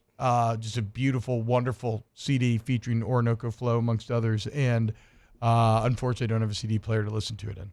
This laptop doesn't have one. Nope. It's crazy. Watching technology that you grew up with being phased out in your life. Technology at the time, though, was, innovative. $30 on Amazon if you want one. What about like a Walkman, like a like anti-shock Walkman? I don't know. I don't even know what that is. What they were like? You do. They were like $20, I think. I had the portable CD player. Yeah. Did you have an anti-shock? I don't you're on a think bus so. trip to a football game and you hit a bump And it skip. yeah. What was y'all's favorite ringtone ever? Like generic ringtone? Like that you had? No, like ringtone you were most proud of. For all my beginning of high school, I had My Heart Will Go On by Celine Dion, and I thought I was terribly clever and funny. When I was in middle school, Lil Wayne was really cool. Hell yeah. So I had Lollipop as mine. I had... That sounds so annoying to constantly be hearing Lollipop. I mean, all ringtones kind of sound annoying now because you learn that you hate whatever noise your phone makes when it rings. Yeah, mine's never on ring. Used to be the loudest. I didn't do a ringtone, but I went to LSU football camp, but I was in like 4th grade at this point. Like most of the other people there were in high school, and I was like, I didn't have like a everyday cell phone. So my mom's like, "You're gonna take my cell phone or whatever," and I'm like, I can't let these older guys know that it's my mom's cell phone. And the phone rings on the bus going like from indoor facility to outdoor, and it's Casey and the Sunshine Band Boogie Shoes. That was my mom's ringtone. It could have been I'm not worse. answering the phone. Nope, I don't answer it. I know who it is. It's Did you her. want to hear it? I'm looking around. I'm like, whose phone's ringing? Can't be me. And then so me and a buddy of mine, we went together and we're like, we're gonna change it. So we went Go Getter by Young Jeezy and R. Kelly, and we changed it to that. And my mom could never figure out how to change it back. So for about a year, that was her ringtone. Okay, all right. That's a good one. Mine was Dirt Off Your Shoulder by Jay-Z off the Black Album. Wow. 100% remember it. Ringing while we were in the Cox Communication Building as I was a freshman and getting in trouble because it rang. That's not too bad of a song. Black Album's fantastic. I liked it. No, all ringtone songs are bad in retrospect. It's fair. The songs themselves are what they are. But like, again, you hear your phone ring and you get a little spike of like, ugh. T-Bob, I'm fairly certain that Rivers still has a song when her phone rings. Let's text her. We got to figure this out because I'm pretty sure that is a thing that happened. Our engineer Bo, he has songs as his ringtone. What? Yeah, if you call Bo, his phone will play a song. Is it Skater Boy by Avril? No. Last time it changes. Love skating. It changes. Last time I heard it, it was Metallica. It's just so aggressive. Ringtones are. Yeah. In retrospect. Coming up next, more OTB. Keep it locked. Off the Bench with Hester and T-Bob. K to Z window coverings, KTOZblinds.com. You want window coverings that wow, you want K to Z. Get in touch with Brandon Barton, the good people over there at K to Z. They've been in this business for a long time now, y'all. And like I said, it's functionality, it's aesthetics, it's everything. Why K to Z? Go look at the reviews. And when they come out to your house, you get that estimate. They're going to give you a ton of information. Like after Brandon leaves your house, you are going to know way more about window treatments than you ever knew there was to know. So if it's an outdoor living space, it's a man cave, it's a baby room, you want that baby to sleep, you can't get any light in there. Or maybe your bedroom, whatever the case may be, you want K to Z. And again, that website is KTOZblinds.com. So whether you're getting a starter home or you're trying to shoot for the moon, get the home of your dreams, K to Z is your partner in doing so. Window coverings at WOW. In times of need, get a full list of phone numbers, websites, and other important emergency information on the Demco Stormwatch page at 1045ESPN.com. When it comes to ending cancer, we push forward, always working together for you. That's why our cancer experts at Ochsner have clinically integrated with MD Anderson Cancer Center. This means advanced cancer care, including access to life-saving clinical trials and integrating care to treat the whole you. Introducing Ochsner MD Anderson Cancer Center. Long live you. The Windsor Senior Living Community in Mandeville, Louisiana is a beautiful, vibrant apartment community geared toward seniors. They are nestled right in the heart of Mandeville, where seniors live a more carefree lifestyle in spacious apartments with the peace of mind that comes from having a little extra help. Call the Windsor at 985-624-8040 to schedule a lunch and tour. Come see how the Windsor can be your passport to peace of mind.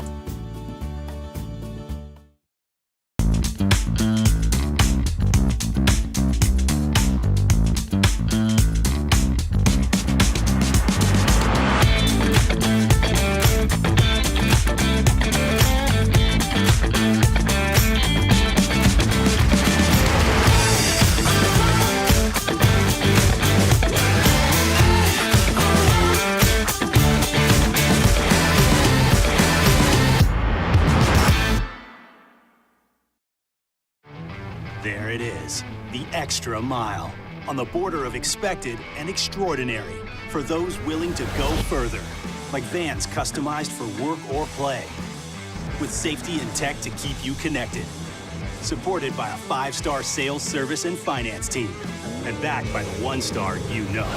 So go the extra mile. It's never crowded, because so few have what it takes to go there. Mercedes-Benz Vans. Electricity is all around us, and our families depend on it. Every day is sparked by the power of a cold drink or a warm meal, a movie night, and a comforting light at the end of a dark hallway. From sunrise to sunset, playtime to bedtime, our team is ready to take care of your electrical needs. Even in the case of an after-hours emergency, the light in your life shines brighter with Mr. Electric. I've been doing business with Luba for 25 years. They're dependable, trustworthy. It's just the attention to detail with our clients. Our folks have years and years.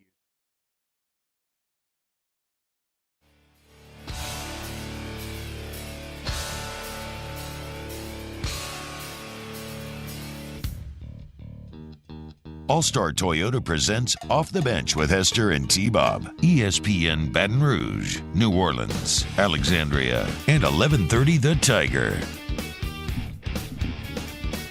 Sup, yo? Welcome back, OTB. And I thought we were coming back with some John Party for sure. Who the hell is John Party? It's a country music artist. I know one song. I know Taylor knows a bunch. Alondra apparently knows a bunch as well. So just John a country Party's music awesome. star. I'm not saying he's not awesome. He's got It just sounds like a fake accent. name. Yeah. Great accent. He's from California. Yeah. Yeah. Wow. There's People actually a forget big- there's large redneck swaths. I was about to say, California. there's He's more like than you think. rural northern California. Jeff Gordon. Oh, yeah, that part of Yeah, California. Jeff Gordon. Yeah. Rainbow No, so his Warrior. name's P-A-R-D-I, T-Bob. Yeah, Rainbow Warrior. Yeah. What? P-A-R-D-I. P-A-R-D-I? Because I gotta. Anybody know where that's from? Yeah, The Mask, Yes. except it's How'd you know that?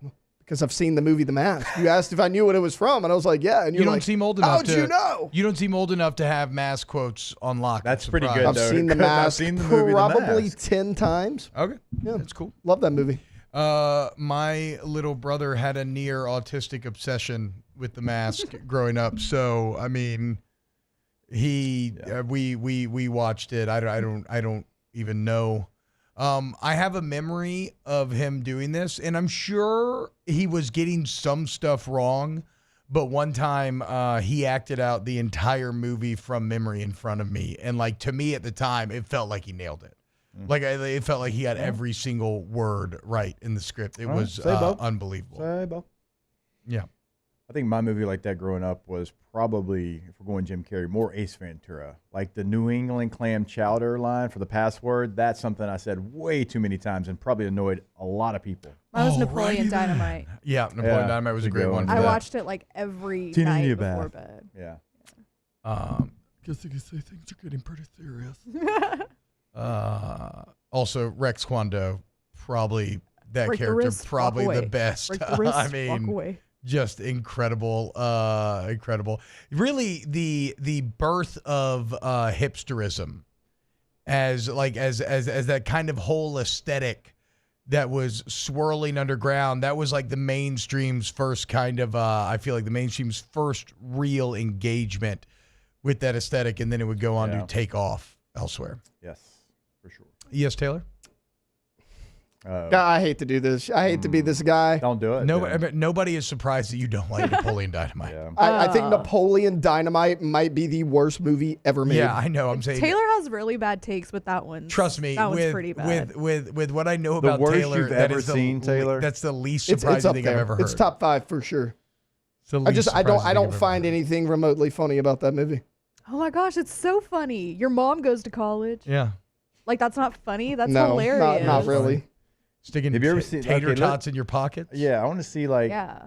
Grandma's Boy. You ever seen that? Never seen it. Okay. I was trying to think of some movies like that. I could. You know what's a popular movie that I I don't think hated? Taylor would love it. I love Grandma. I love Grandma's Boy. The Notebook. Like, I did not like that movie. Nope. The Notebook's. If I watch it very now, I'd overrated. probably be like a completely different feel than when I It's saw it. look, it's a Nicholas Sparks joint. You know what you're getting. You're But getting some of them sappy. some of them are okay. You're getting overly. See, I think it's better than okay. I just think you got to know what you're I'd say getting it's into. better than okay. It doesn't have like true emotional. It can tug at your heartstrings, but it's all very. How would I explain it? It's very obvious emotion, Yeah. right? Like there's not like a ton of depth to Yeah. the characters necessarily, Surface level. But yeah, but you know, you can appreciate it. True love, and then mixing in like the Alzheimer's stuff. You know, the book's all right. Yeah. It's no Walk to Remember. No. Walk to Remember is a banger. Oh, that's such a good one. Yeah, I mean, Certified banger. We're Team Yeah. Shane West here. Shout out Shane West. Yes. You know what joke I really want to make when we had Shane on, but I just wussed out because I'm sure he gets that kind of stuff all the time. He'd have loved it though. At the end of the interview, I wanted to say, you know what, boys, this was a real talk to remember. I know. He would have loved that. I know. Knowing I know. him, he'd and have I loved that. I didn't know if that was disrespectful or not, so I didn't do it. Dude, the best part about Shane, because he's gone on to be in a lot of movies and TV shows. He was on ER for a long period of time, so he's done successful things after that. He's not that case of this was the one thing. Yeah, I mean he's been a League of Extraordinary Gentlemen, so No, he I so know, he no, so for he sure. loves and buys in to a joke like that. I just never know where people's sensitivities lie. That's Torque Levith says, wife maybe watched Saltburn last night. Have any of the boys seen it? I loved it. I think it's very well acted, very well shot, very well I still written. haven't It's finished crazy. It's been out there. But this does tie in with a sports story. In that there are message board rumors with maybe a little bit of smoke. Not much, I wouldn't say. That Kirby Smart is being pursued by some of these NFL teams to the tune of $20 to $25 million. Again, I don't know why that feels crazy. Like What? Kirby Smart would never go to the NFL. Like maybe it's because he just looks like a frat boy. But like he feels like a college coach. But then I started thinking about it, I'm like, well, but wait, every pregame speech I see him give, his philosophies, how he treats people, his strategy, his actual scheme, like why wouldn't it go to the NFL? You've gotten to the mountaintop multiple times already. Yeah, you've already done it.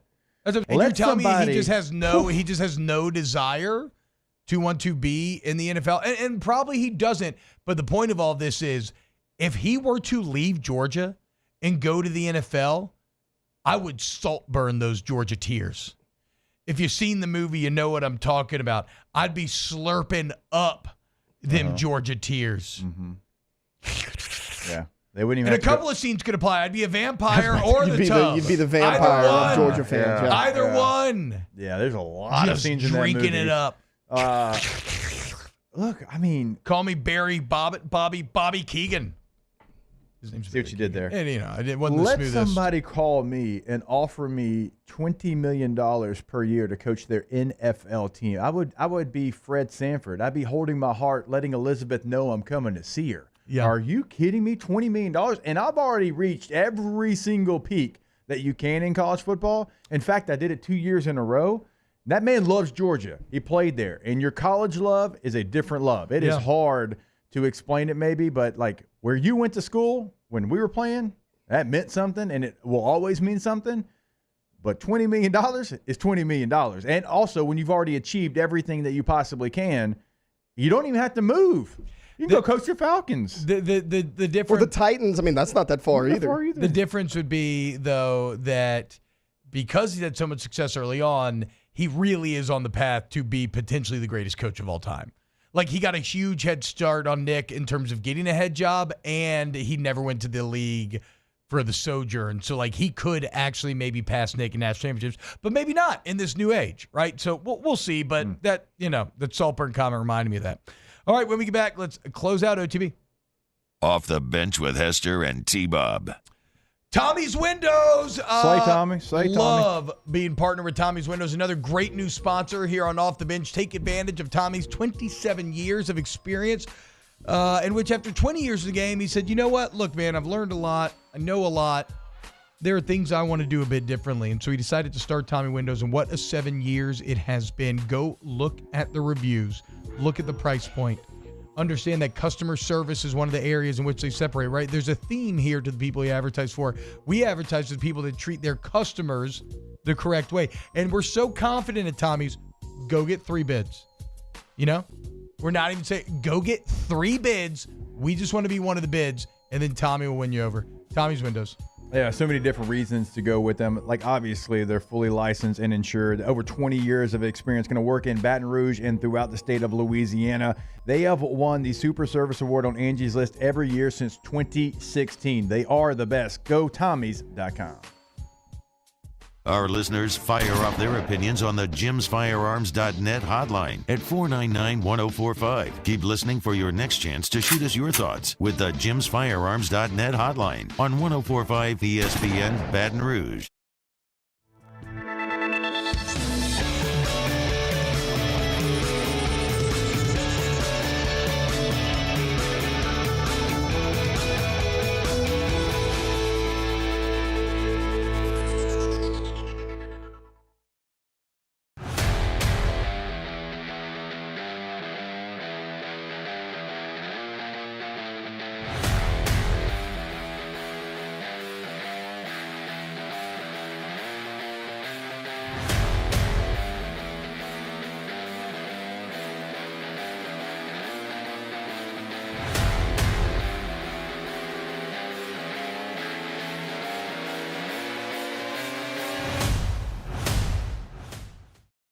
Dylan Cruz here to tell you about Six Rings Baseball and Softball Camp. If you live on the North Shore and play ball, go to Six Rings Camps with former LSU assistant coach Dan Canaveri. His knowledge is second to none, and your child will improve and have fun doing it. Camps were held at Coquille Park and Six Rings Academy in Covington with 4 sessions over the summer. Full day and morning only sessions are available from ages 7 to 13. Go to sixringsbaseball.com or call 985-206-9096.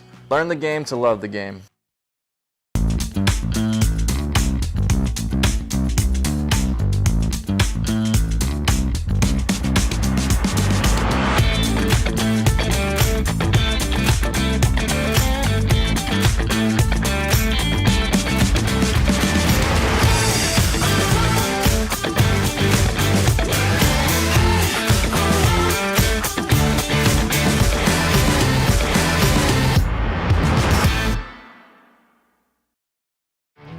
There it is, the extra mile, on the border of expected and extraordinary for those willing to go further, like vans customized for work or play, with safety and tech to keep you connected, supported by a 5-star sales, service, and finance team, and backed by the 1-star you know.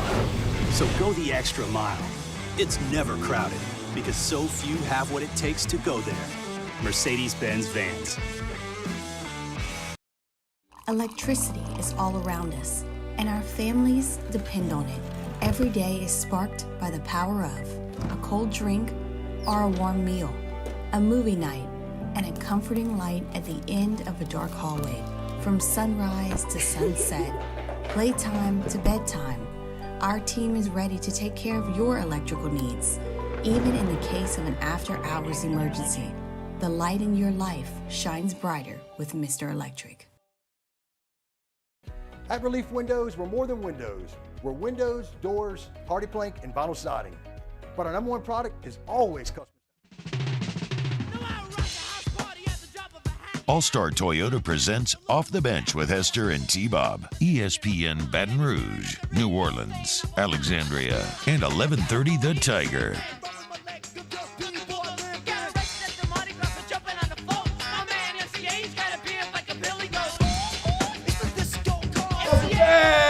Cheapy. As always, Rejuva me. Rejuva me medical. Restore me, refuel me, rejuve me. You getting older, man? Want to feel younger? Fight the effects of untreated aging. That man was a non-gender specific man. I mean, fellow person. Like, because I don't care if you're a male, female, 20, 30, 40, 50. It don't matter. If you're aging, you don't feel like yourself. You can feel like yourself. Okay? Like, you can fight it. Again, the untreated effects of aging.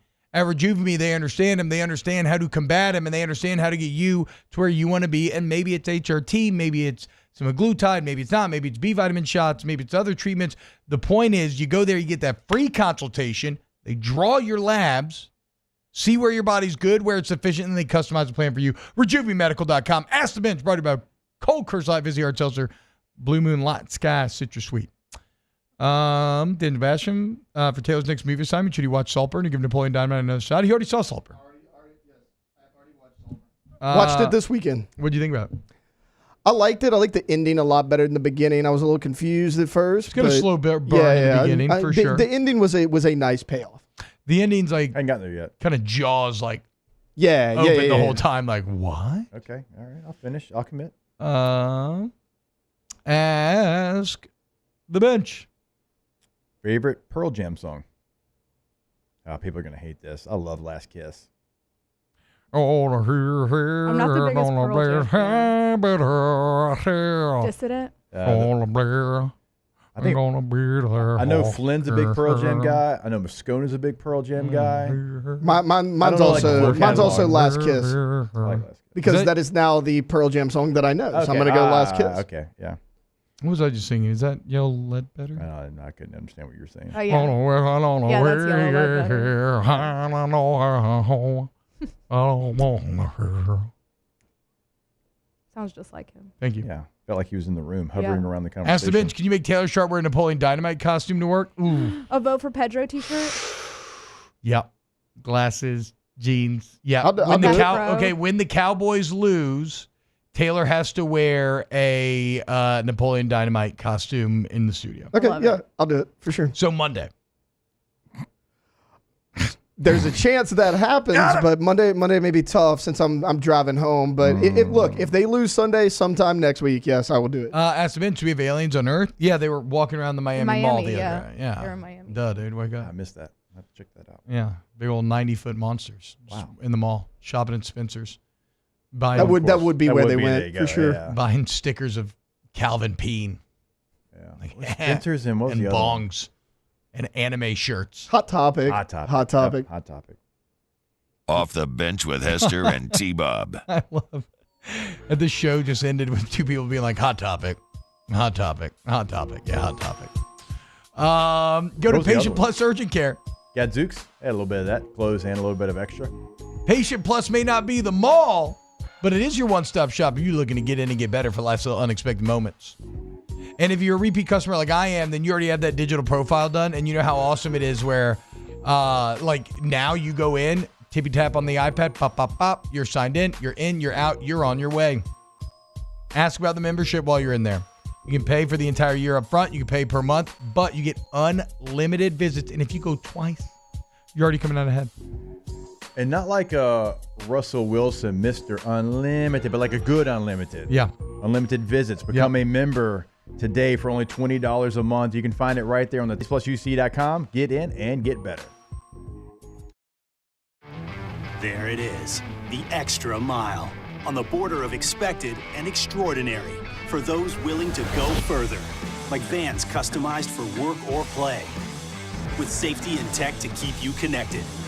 Supported by a 5-star sales, service, and finance team. And backed by the 1-star you know.